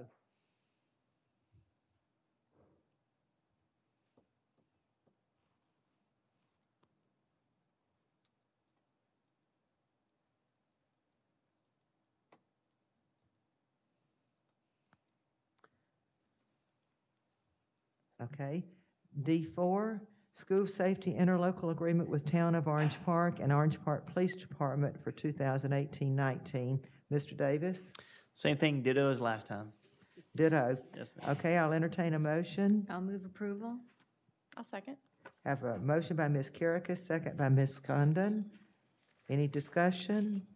All those in favor indicate by saying aye. Aye. Aye. All opposed say no. Motion carries 5-0. Can you believe we finally have interlocal agreements? Finally. That's wonderful. Okay. I'm still waiting for it to come.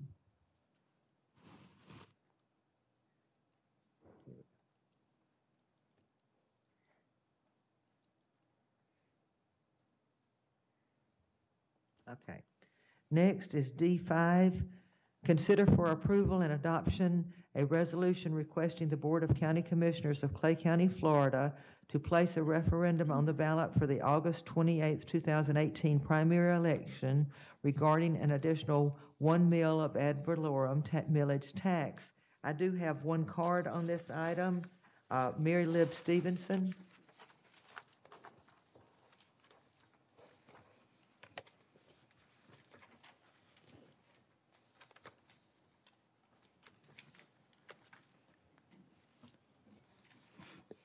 Meredith Stevenson, 3691, Wingfoot Circle, Green Cove Springs, Florida.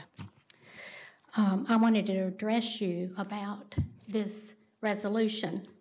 I am in support of school safety. I have children and grandchildren in public schools here in Clay County, and I would really like to see the money funded for this, but I would like for it to be designated. I do have a handout for everyone.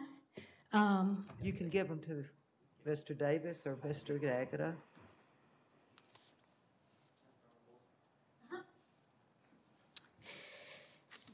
I believe y'all have seen these numbers before.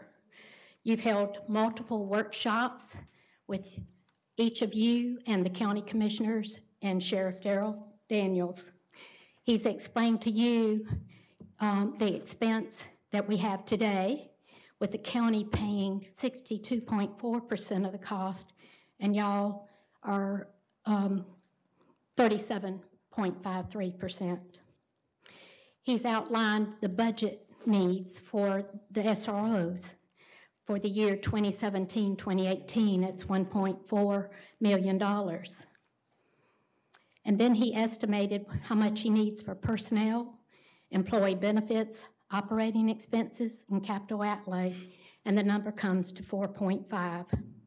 He's explained to each of you that in the year after, and all the recurring years that y'all are all putting, the 4 years y'all have in mind for the resolution, that he needs a recurring amount of $5.6 million. The elephant in the room is who's paying for this. And I'm willing to pay for school safety if you would designate the funds. He says that he needs 4.5 this year, 5.6 the following years, and yet your resolution to raise the millage rate 1 mil will generate $10 to $11 million. So that's about twice as much as what you need for school safety, school resource officers in all the schools. He's also explained to each of you that for $2.4 million, we could have school safety employees, the guardians, in the elementary schools, and the sheriffs, the SROs, in the middle school and the high schools. So now we're talking about only $2.4 million. Like I said, I really would like to see this funded. And I'm afraid that with the ballot, the resolution language as you have it, that a lot of people are going to oppose you. They're going to see that you want it for additional financing, additional necessary operating expenses is the language of your resolution. I would like for y'all to consider voting no. And one of you that voted no last time must be planning on voting yes this time. I believe that was last time Betsy Condon and Ashley Gilhousen and Janice Carrickas voted no. So one of you must be planning on changing their mind tonight. Thank you. Okay, that's all, the end of cards. I'll entertain a motion. I'll move approval. I'll second it. I have a motion by Ms. Karikas, a second by Ms. Bola. Any discussion? I have some discussion, and that would be me who's going to change their mind tonight, Ms. Stevens. I asked the superintendent to place this item back on the agenda after I had an opportunity to address some of the issues that I had with it when it was first brought to us last month. And thank you to the staff members. Well, Dr. Legucco's not here, but I spoke with her. Dr. Kemp and I had a conversation about it, Mr. Davis, and the concerns that I had been answered. So we've gone round and round with this between our workshop and the workshop with the county commission, and we realized we need this. And so the bottom line is the community is demanding that we make our schools safer, and we have to fund it somehow, and we know that Tallahassee has not given us the dollars to fund it. So I'm proud to support it tonight to make our schools safer. And yes, if there is any additional funding, there are so many necessary expenses that this district has. So I fully support this tonight. Any further discussion? Yeah, I'd like to say that there's been a lot of discussion about property values of $100,000.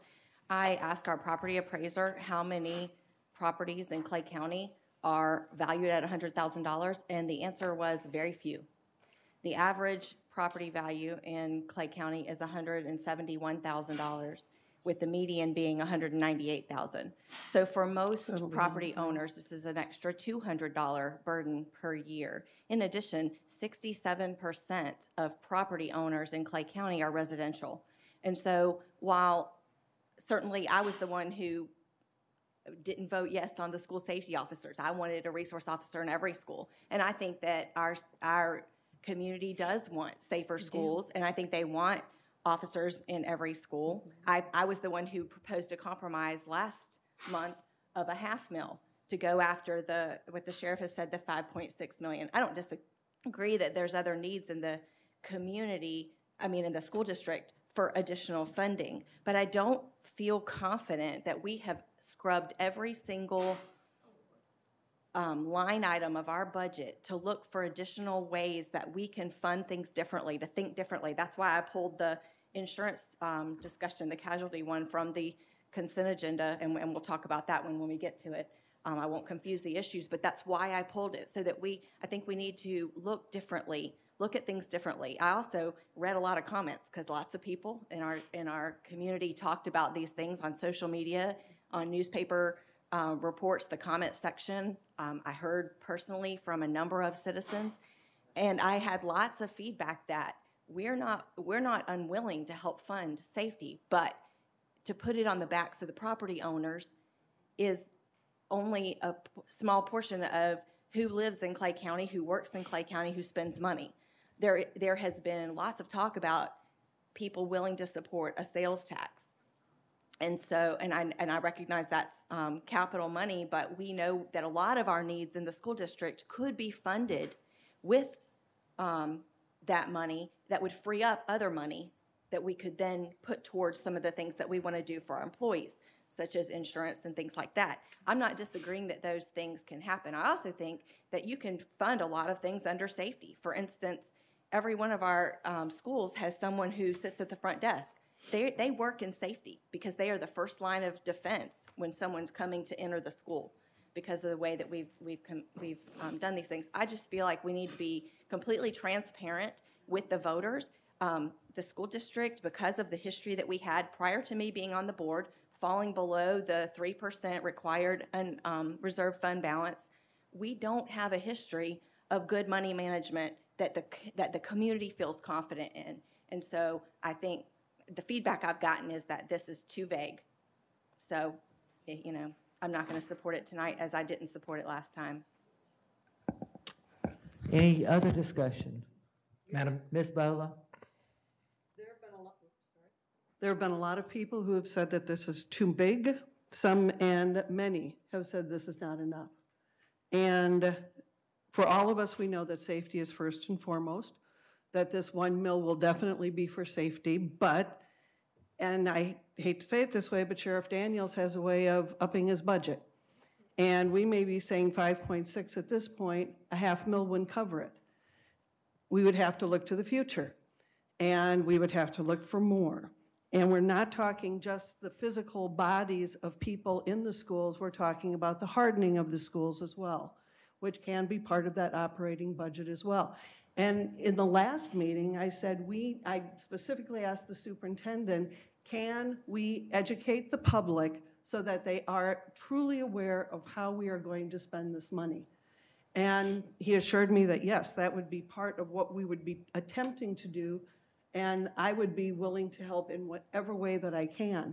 When we were in Tallahassee for the Clay Day, I don't know if you recall, Mr. Davis, but Senator Manny Diaz was speaking to us. And I was about to ask a question, and he cut me off midstream because I wanted to find out what were the legislators suggesting that we do to help fund the directives that they were making to us that they were not necessarily funding. The required local effort, I think, is where it came up. And I specifically said, you know, what are we doing? We were asking as a school board association that the required local effort not be rolled back. I always get confused with the rolled back and not rolled back, and that it remained the same. And since 2011, the required local effort millage has been reduced every single solitary year. Now I realize it's in relationship to the amount that our houses go for, the value of the value adjustment, all of that, but it's not meeting the same costs any longer. He cut me off and basically told me during our group meeting that that would be a challenge that as a county we would have to handle. And I thought, whoa, it's not coming from the legislature, even though it's the state's responsibility to provide adequate funding for public education. We're not getting adequate funding for public education. We've been struggling to provide our teachers and employees a living wage. And indeed, for many years, they've done without any increase. We do not want to erode the expertise of our faculty and lose excellent teachers to other counties or to the state north of us. I keep hearing about Georgia, and we are going to start losing people to those locales.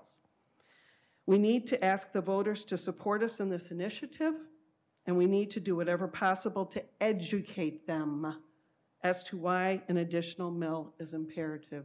We need the money now. We haven't been getting it from the state, and they're going to give us less in the future. Any further discussion? I would just add, we have a plan in place because of these interlocal agreements and the school safety officers in the elementary schools as opposed to the resource officers that we can afford in next year's budget. We've budgeted for it. We have the money to cover it. So my question is, how are you going to convince the voters of the need, first of all, for our safety initiatives? Second of all, when I'm looking at a comprehensive school safety plan, warm bodies are important, but so is school hardening. So for me, I can't support this when I feel like we have the personnel security portion of it covered for next year, but where's the money to pay for metal detectors? Where's the money to pay for fencing, for bulletproof glassing, for all of the capital needs that we have to make our schools safe? We're not planning for that with this endeavor. So my opinion hasn't changed from our last meeting. Okay. Madam Chair, if I may, I just want to make it clear for the record and for the public, in collaboration with the county attorney who does work for the supervisor of elections, I have provided to the board, and what you're voting on right now is the version that I provided to the board last night, I think it was, that basically brought us into the 15-word requirement in the ballot title. I'm just going to read it. Approval of 1 mil of ad valorem millage tax for school security and operating expenses. And I've also changed ballot question to ballot summary. I just wanted to make that clear.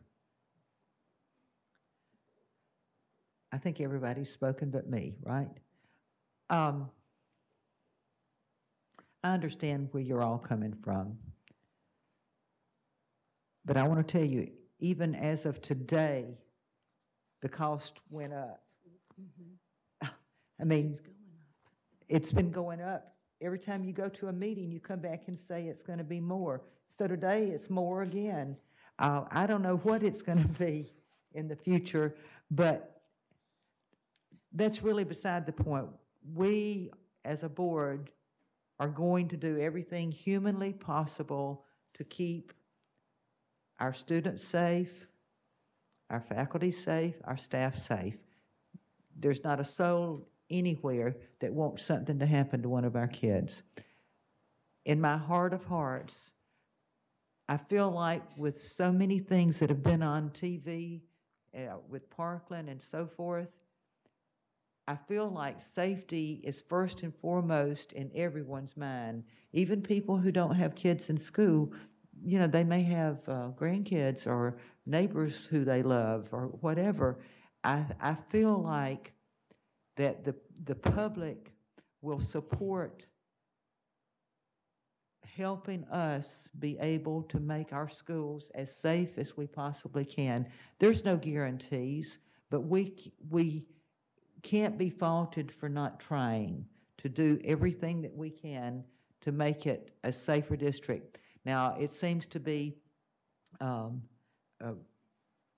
rubbing some people the wrong way that we put for safety and operating needs.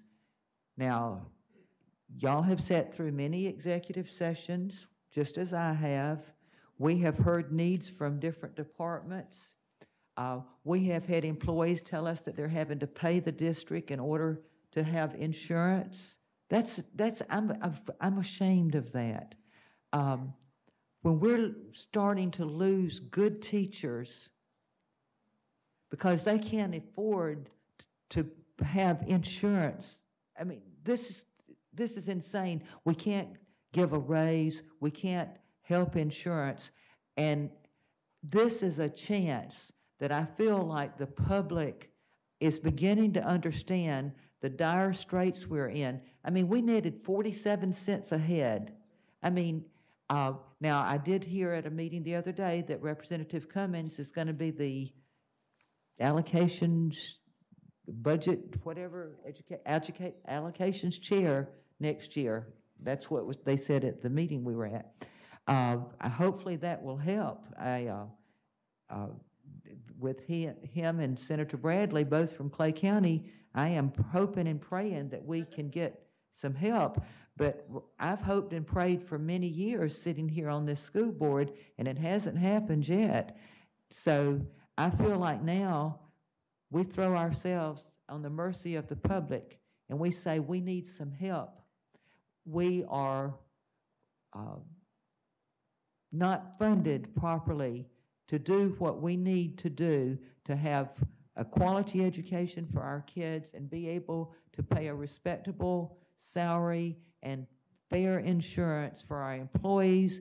And if we had a little extra money and we could do some things that we have not been able to do for the last 5, 10, 15 years, I say let's do it, because it's going to make Clay County better for our kids and for people wanting to move to Clay County because of the reputation of our schools. You know, ladies, for 30 years I delivered newcomer packets with my welcome service that I sold in 2010. And the one thing that everyone told me, if they had children, they moved to Clay County because of the reputation of the schools. Now, you know, we were pretty proud of ourselves, but the time has come that we've got to step up to the plate and get the public behind us. The teachers are behind us, our staff is behind us, and we need to get out and inform the public of our needs. I'm not ashamed to say that I'm embarrassed about what we can't do for insurance, what we can't do for raises. I don't even, you know, we need help, and I'm asking the public to help us. And that's the way I feel at the end. Let's call for a vote. Madam Chair, can I just say that I don't want to be painted in the light that I don't agree with everything you said, and that if I don't vote for this, I don't care about our employees and I don't care about those things. I don't agree with the wording that's going on the ballot, and that's why I'm not supporting it. It has nothing to do with how I feel about our employees or their needs. And you can roll your eyes at me all you want to. I That's haven't rude. rolled my eyes. You just did. And cutting your eyes at me and rolling your eyes doesn't mean that I don't support our employees, and I don't. And I don't think one board member should be attacking another board member right now, Ms. Condon. Do you have anything else to say about this agenda You just item? interrupted me and cut your eyes at me, and I don't appreciate that. Are y'all ready for the vote?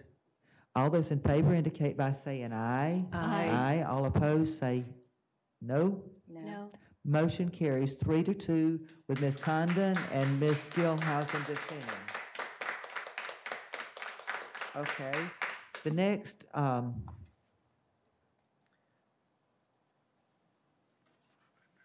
D6, public hearing to approve as advertised proposed amendments to school board policies 1.01, the district school system, 1.02, the district school board, 1.03, the superintendent of schools, and 1.04, the district administrative and supervisory staff. I'll open the public hearing. Is there anyone here who would like to address this subject? If not, I'll close the public hearing and bring it back to the board. I'll entertain a motion. I'll move approval. Second. Have a motion by Ms. Karikas, a second by Ms. Ms. Bola. We have worked many workshops and hours on trying to clean up this section of the policy, and we're going to be taking each department one at a time. I think next is HR, and we are cleaning up our policy, things that need to be done as we go along. So we have a plan to completely overhaul our policy. All those in favor indicate by saying aye. Aye. All opposed say no. Motion carries 5-0.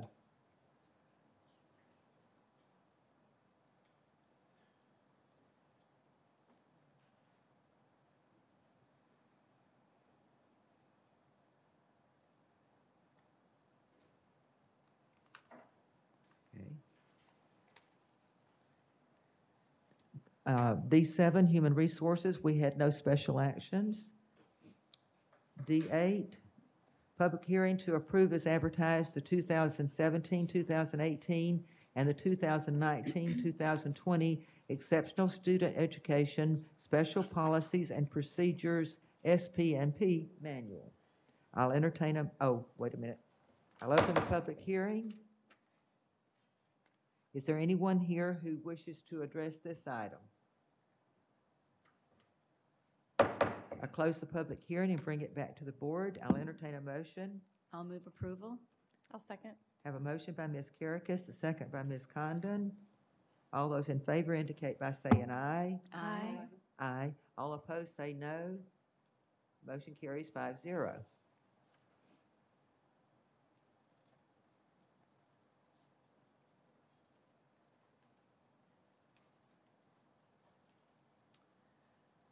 Okay. C19, approve the 2018-19 District's Property Casualty Active Assailant Insurance Renewal submitted by Arthur J. Gallagher and Company. Broken. What's broken? Broker. Maybe it meant broker instead of broken. This item was moved to the discussion by Ms. Condon. So, Ms. Condon, you have the floor. Okay, so Excuse me, do we need a motion and a second first before we have discussion? Yeah, we'll go ahead and get a motion in a second. I'll move approval. I'll second it. Have a motion by Ms. Gilhousen, second by Ms. Bola. Okay. Now for discussion, Ms. Condon. I pulled this to discussion because when it's a $1 million expense, and as I said last month, I feel like when we make expenditures of large amounts that they should be on the discussion agenda and not on the consent agenda. But the other concerns that I had, and I expressed some of them at the agenda review workshop, and then I really thought a lot about some of the questions Mr. Daggett had, as well as I looked a little further at the executive summary that the lady gave us when she presented at the workshop. So I'll first look at page 4.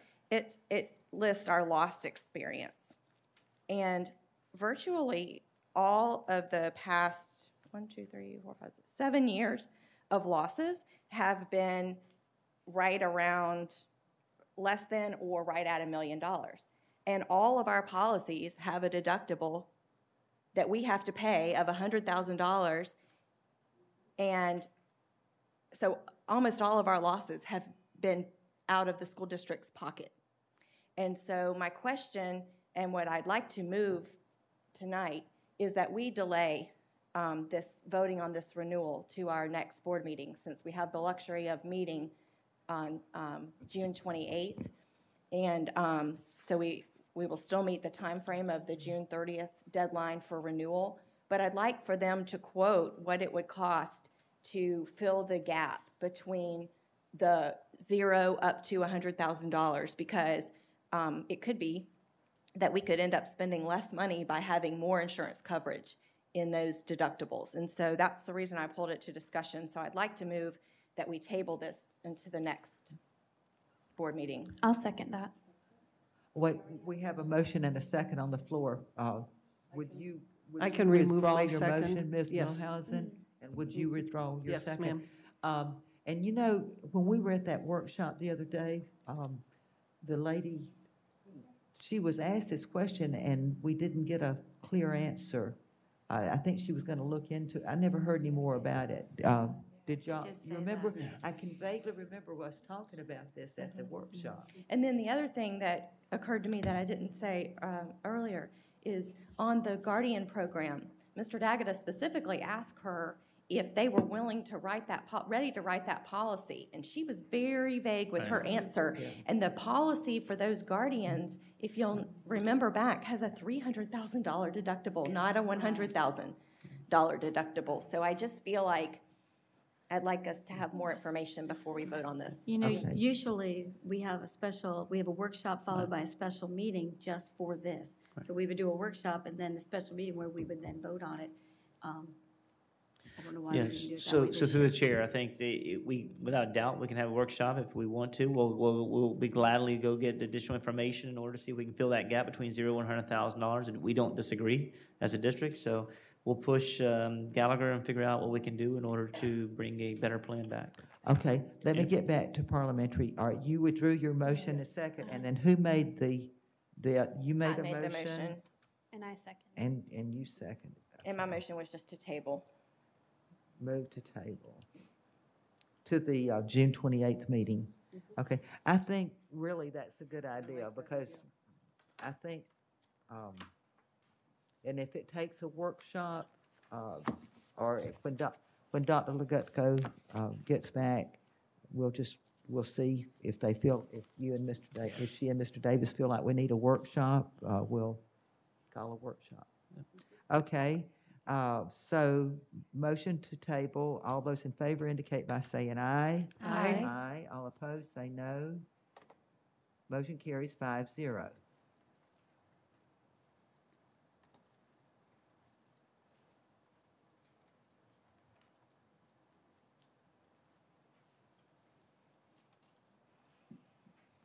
Okay. Next, D9, renewal of employee benefits for 2018-19. I do have 2 cards on this item. First, Candy Page. Is there a Candy? Oh, there you are. I was looking on the other side. My name is Candy Page. I live at 1866 Manitoba Court South in Middleburg. I started my teaching career in 2002. Back then, Clay County was the place to work. Each year, I received a step and a raise when I went back. Insurance costs were considerably less. After several years, in addition to the rise in healthcare coverage, I stopped getting raises or steps, and the county failed to increase their portion they paid towards the employees' coverage. In fact, you haven't increased that since the year 2010. Therefore, my take-home pay now is less than I brought home before 2012. I have to carry the employee and spouse coverage. So after a few years, I decided to be proactive and see if I could find insurance elsewhere. There's 2 points I would like to make about that. In the marketplace, although I qualify based on my income for a subsidy, because my employer offers health care coverage, I cannot get that subsidy. Also, the difference in your enrollment period and the marketplace puts it to where I would have to get a short-term policy, which doesn't cover a lot and sometimes does not cover pre-existing conditions. During these years, I've appreciated the small steps that you have taken to occasionally give your employees a little bit of extra money, like in January 2017, when we had a break from our health care coverage costs that whole month, I had an extra $800 that month. I pay $394, 20 pay periods. If you do not accept the board, the CCEA's proposal and increase for their new, is it C6 or something, and you increase what you pay, I'm going to bring home less money than I brought home the first year I taught in Clay County. And I am one of your good teachers. Thank you.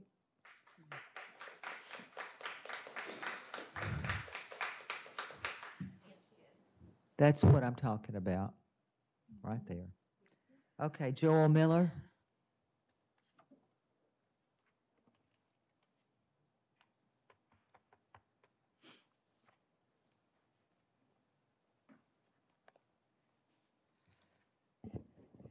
Good evening. My name is Joel Miller, and my address is on file. I have taught in Clay County for 11 years now.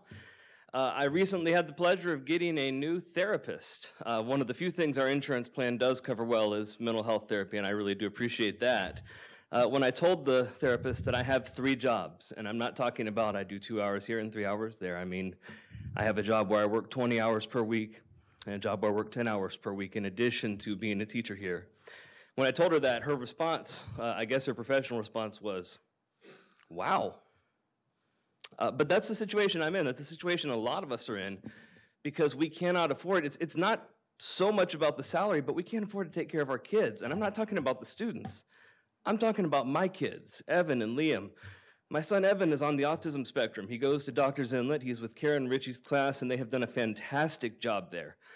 He needs behavioral therapy. He needs occupational therapy. He needs speech therapy.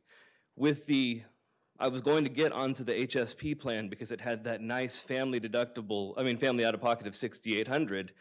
That's looking more like $13,000 now, so I'm going to have to insure both of them outside of the district, as I have done for the past, since they've been alive. And I'm in a situation where I don't really know what to do, and so I'm trying to figure out how am I going to stay. Where I work, Oak Cliff High School, we've lost 22 teachers for various reasons.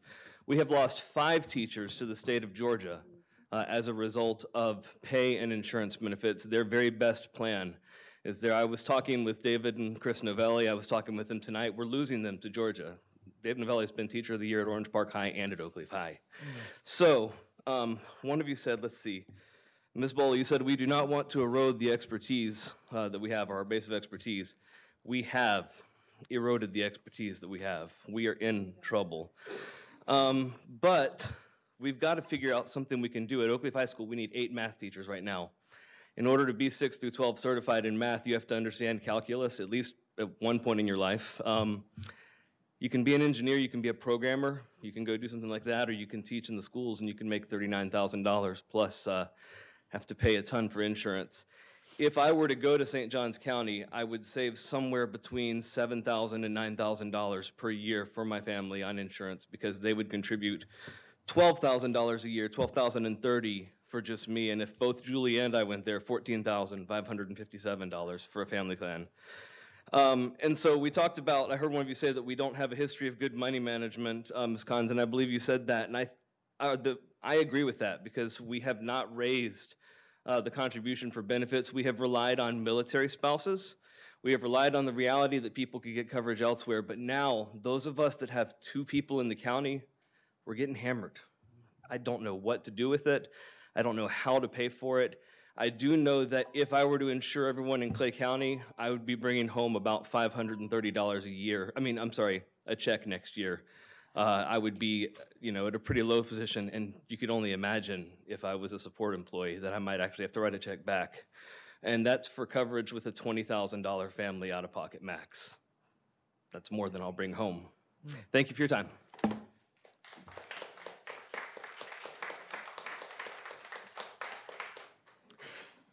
Okay.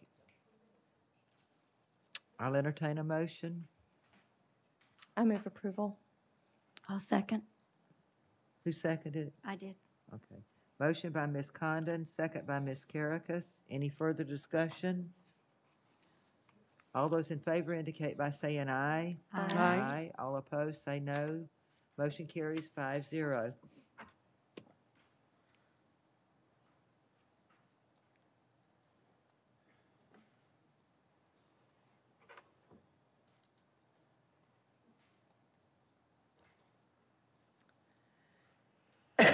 School board attorney remarks. None. I hope that was short enough. Yay. School board member remarks. Oh, on the legislative liaison, what I did was I sent in, but it is not that way. We need to appoint an FSBA, and as I understand it, Mary Bola is going to be the legislative liaison, and this Betsy, you're the alternate? Yes. Yeah, and Betsy Condon is going to be the alternate. Is that correct? Well, that's how it is this That's year. how it is this So we year. need to put it in for All right. next year. So since Ms. Condon is going to be the chairman of the legislative committee. Well, wait a either minute. That's right. one of us That's need why to we're be making Mary an alternate. the chairman, and then The chair, No, she's the representative. Mary, you will be our legislative Liaison. and which one you're going to be on it anyway. I'm on there anyway. Well, why don't you? Unless, Ms. Gilhausen, do you want it? Yeah, yeah. Do you want I to go be? anyway, so I don't mind being the alternate. Okay, all right, so we will resend the note to FSBA, and then whoever's chairman in November, just tell them that this will come up this time next year. So whoever is chairman in November doesn't need to appoint, they'll just carry forth with your 2 names, Bola and Caracas, and that will be in effect until this time next year. Okay, so it's Ms. Bola is the legislative liaison and Ms. Caracas as the alternate. Okay, we'll get it straight.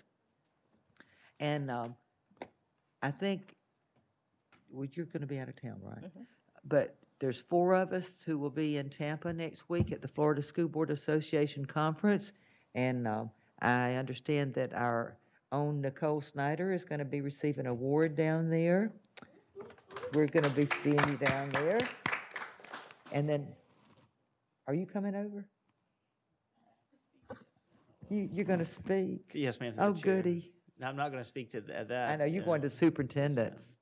After that thick a presentation, we may not want to plan. I was going to invite you through the chair, but I don't know if you want to. I get an hour. You said and the 62 audience pages? I don't think so. Yeah, the audience is around 1,000, so I'm excited to go speak.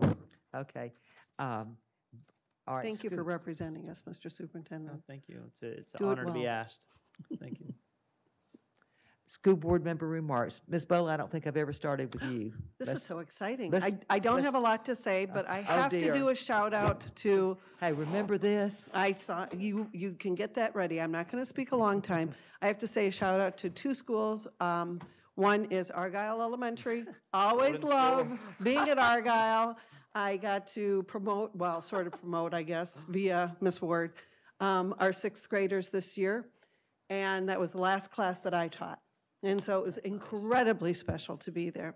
And in addition, I was allowed to do Oakleaf High School's graduation this year. I had no idea how emotional I would be afterwards. During it, I couldn't stop grinning ear to ear, watching the students that we had spent an entire year together. That was a self-contained classroom. And so there were 23 or 24 students. One particular young man had moved to Atlanta, came back for graduation. Oh, my. It was incredibly special to see all of those students. A shout out to each and every one of them and their successes, and good luck, all graduates. Thank you for a marvelous school year. To all of the students and the teachers, thank you to each and every one of you for everything that you do, and our administrators. Have a marvelous summer. That's it. Okay. Ms. Gilhousen?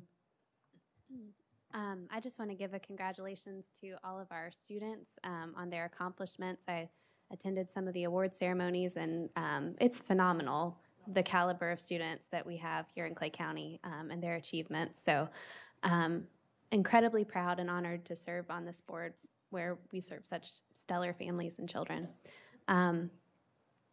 Congratulations also to all of our graduates. I know that they're off to bigger and better things in their future, and we wish them all the best. And I just hope that everybody has a safe and restful summer. Ms. Kirikas? I think Ms. Gilhousen and Ms. Bola covered everything. Mr. Broski and myself had the honor of doing the Middleburg High School's graduation ceremony, and it was wonderful. It's always, that's my favorite time of year, is to see our kids, walk across that stage. You're so proud of them. Most all of them have a smile. I was hoping for the girls' side, but they don't separate them because those boys kill you when they shake your hand. I was like, ouch.